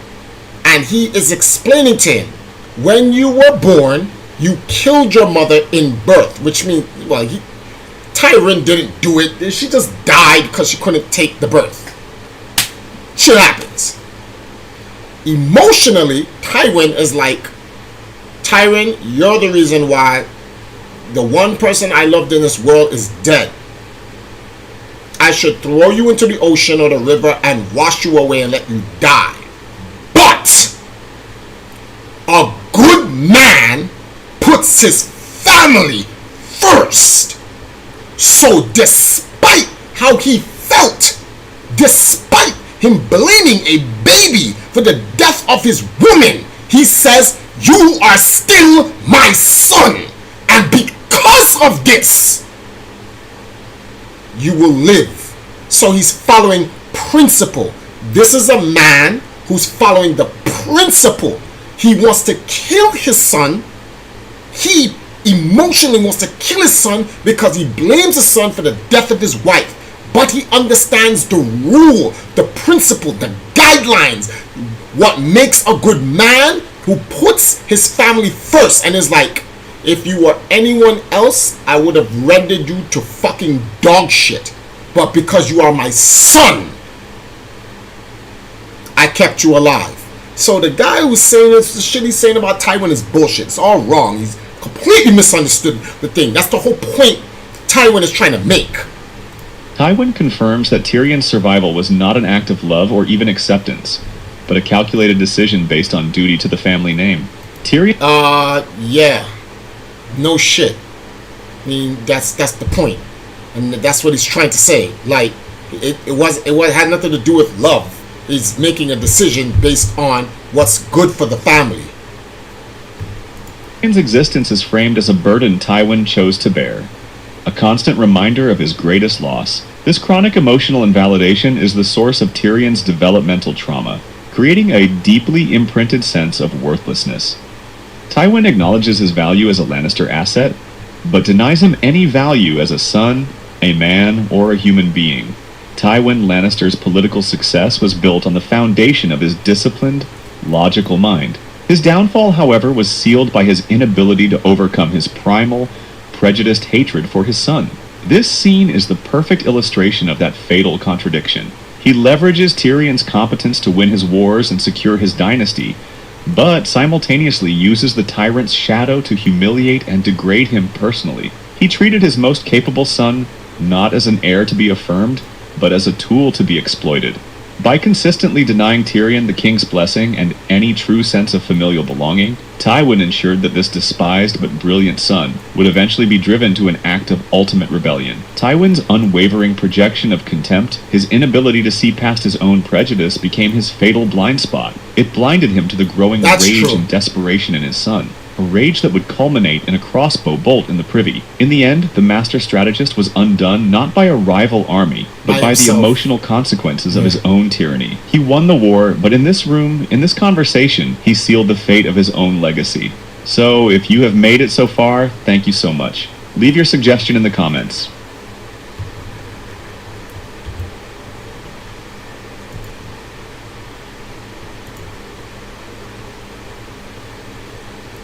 Okay, let me see something.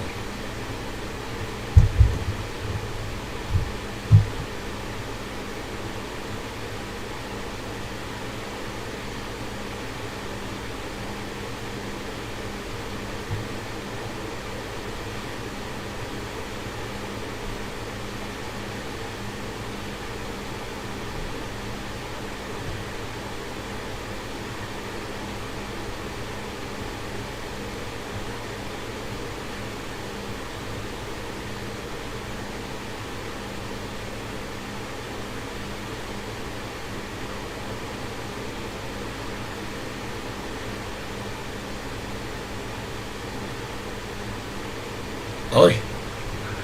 She's going through some shit right now.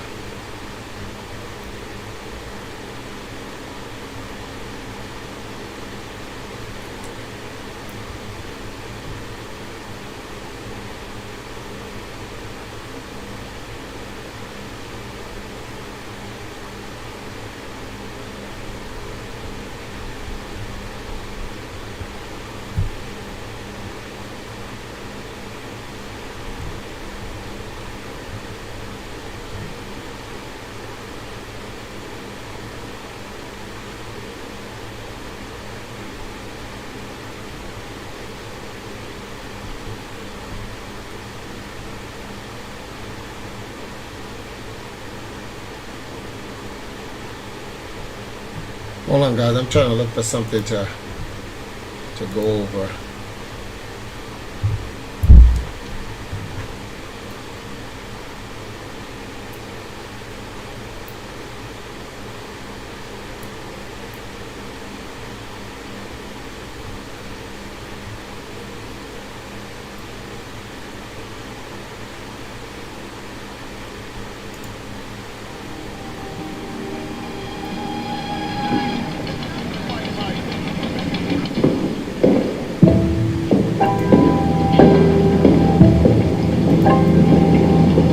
I don't know if you guys ever watch Peaky Blinders, but the shit is godlike.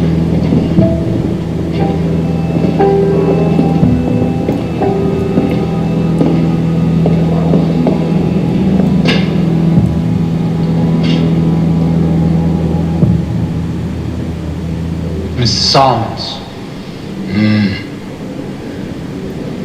My little cousin was born blind. But as a result, I now donate a considerable sum of money to a charity which gives dogs with eyes to blind Jews.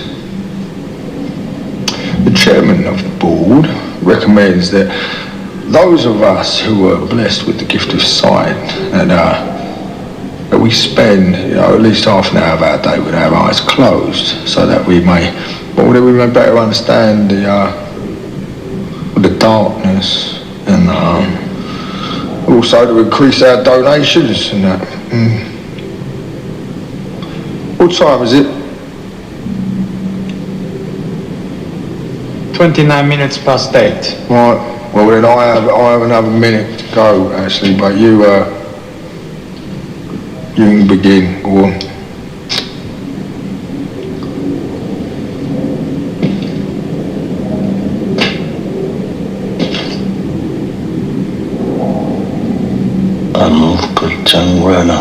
Oh yeah, I know who you are. You're a bit of a failure, aren't you? You come all the way over here to this country in order to kill Toby Shelby, but, I mean, well, he's not dead, is he? So, No. No. He ain't.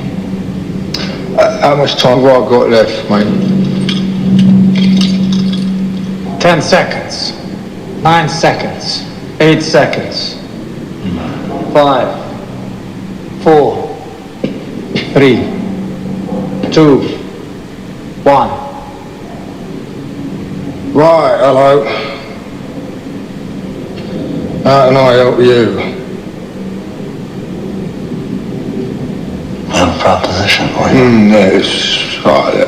I already know what you want. Yeah, I just want to hear you say it out loud so I can check how ridiculous it is. Ma di solito dici con la pazienza me ne stavo con. Luca, e tu fatta così, E non abbiamo bisogno di tu. There's gonna be a little fight, boxing match between your boy and Tommy Shelby's boy. Right? Birmingham. And the whole Shelby family's gonna be there. And you, Mr. Solomons, you too will be there. That's it. I'll tell you what, right, here's a gift. It's free souvenir of your visit here. Goodbye. Trot on. Down there is Bonnie Street.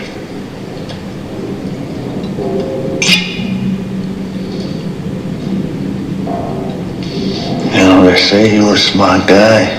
I mean, you already know what we want before we say it. It's funny because now I believe I know what you want even before you say it. Yeah. So you're going to taste it?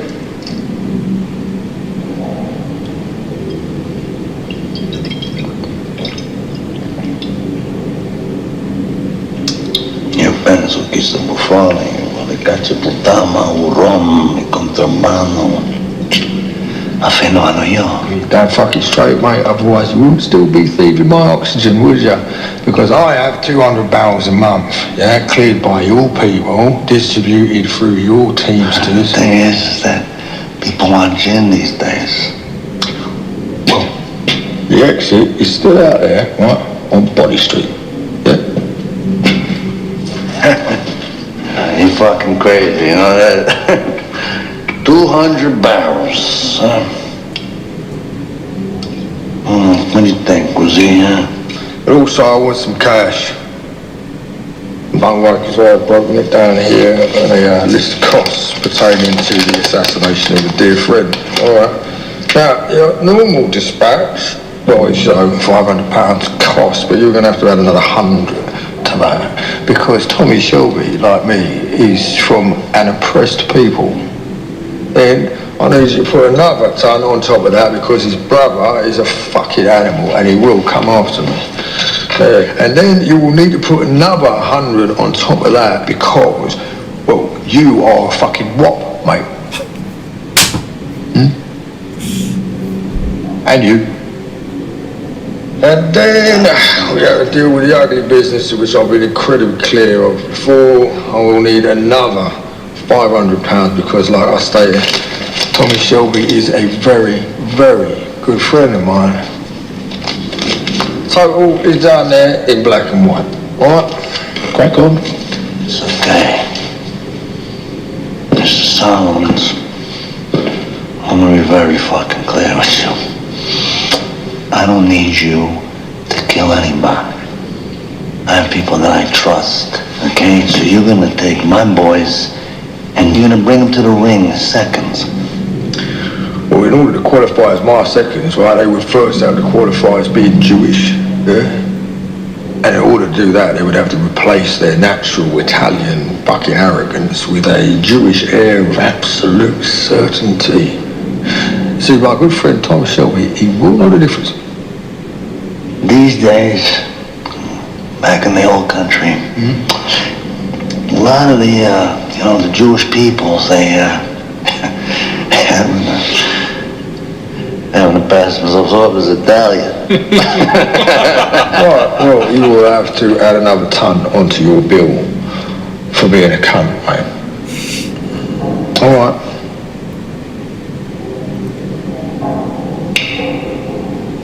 You will bring my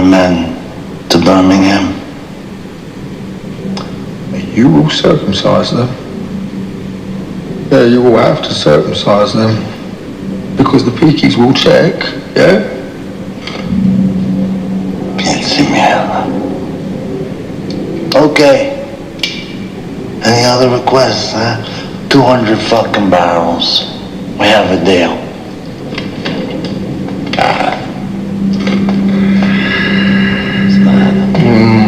Well, I said we have a deal. You just made a deal without negotiation, didn't you? Yeah, Tommy Shelby was right about you, wasn't he? Yeah, argument. Element.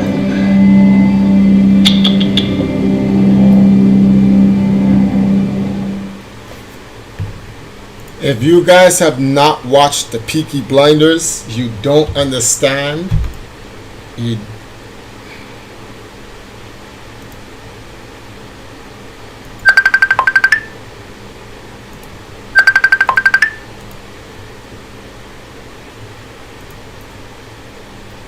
Yo.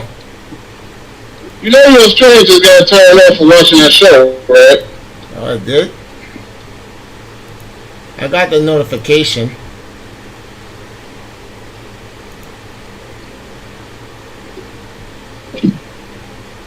It said it was interrupted. So I don't know if I'm still I don't know if I'm still your stuff says stream available right now.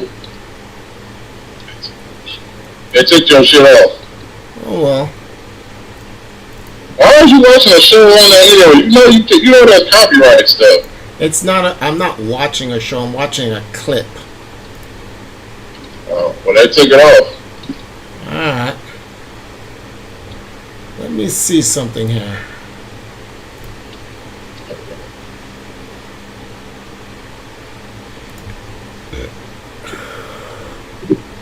Refresh.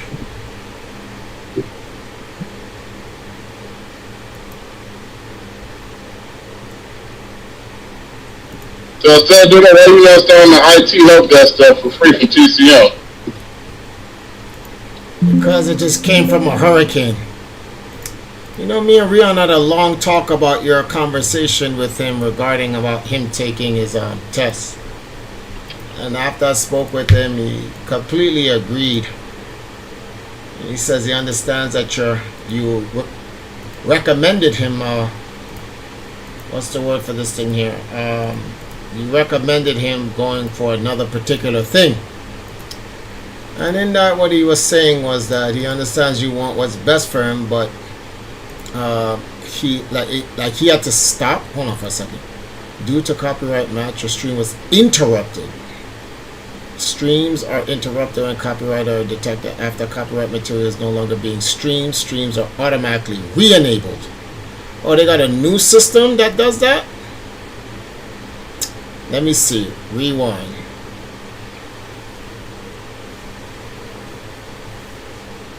Okay, so I'm back on now. Oh, so that's a better system that YouTube does. That's actually good. I can accept that from YouTube. That's actually good. If you're copyrighting something, instead of striking you, it just suspends your stream, warns you of the copyright material, and then when you stop it like this, then they bring you back. So now you have an example of what you cannot do. So moving forward now, so because before I was just doing the audio, and I wanted to talk and get more transformative in it and whatever the case may be. But I think what happened is that because I'm watching an actual direct clip that's not transformative with the what's the word for this thing here? Because it's not, I'm watching something that's not transformative in the sense, there's not someone else talking and giving their opinion over something. It's just me talking about it and whatever, or not gaslighting. I was gonna say gaslighting. me glazing something or to show us how godlike it is, that they consider that to be not transformative. So whoever at YouTube invented this, good show. Can't even get mad at you for saying that. So yeah, mute that whole whatever thing and chop that out of the stream. But that's actually good. Yo, why do you sound like you're far away? Why do I sound like I'm far away? I'm not. Oh, the reason why the stream is back on. So I don't know if you know that. If you go back, the stream is back on. So the mic is using two audios, and the stream is the OBS is the primary audio, and Discord is not. Well, Facebook is not. So that's why I sound far away. I actually have to talk loud so that you can even hear me. But I think on that note, I should end the stream. Been going on for 2 hours. Anyway, for those who don't, I'm going to repeat this again. You should go watch Peaky Blinders. It's on Netflix. See, YouTube, I'm trying to promote Netflix. I'm out here helping, bro. But I get you. I know what not to do next time. I won't do that again. But that's kind of cool that they don't just ban you and like strike. You can't stream or upload or do anything for the next week or some stupid shit like that. Blah blah. Yo, you can't do that. And like, oh, okay, I got it. Yeah, thanks, Reg, for the warning. Both you and Stead hit me up on it. But on this note, I did put in about 2 hours. It is midnight. I gotta get ready to go to sleep in about an hour. I want to get back. I gotta take a shower. Hot as hell. But yeah, I'm gonna talk to Stated offline and whatnot. Big shout outs to who donated again? Wait a minute. Duke gotta get his name. No, that's it, but that's his name. What was? Oh, World Slayer. Thank you, World Slayer, for the donation for the stream. I appreciate it. I'll see you guys back here tomorrow, but in an earlier time. Keep in mind, I can't show you guys certain things anymore because I'll get copywritten. Shoot, it's more going to be like the thumbnail there while I'm watching something, and I guess I'll just have to. What you hear from the audio, I'll have to break down the context of what you're listening to. It's more like radio and whatnot. So, but yeah, I'll see you guys in the next one. Peace.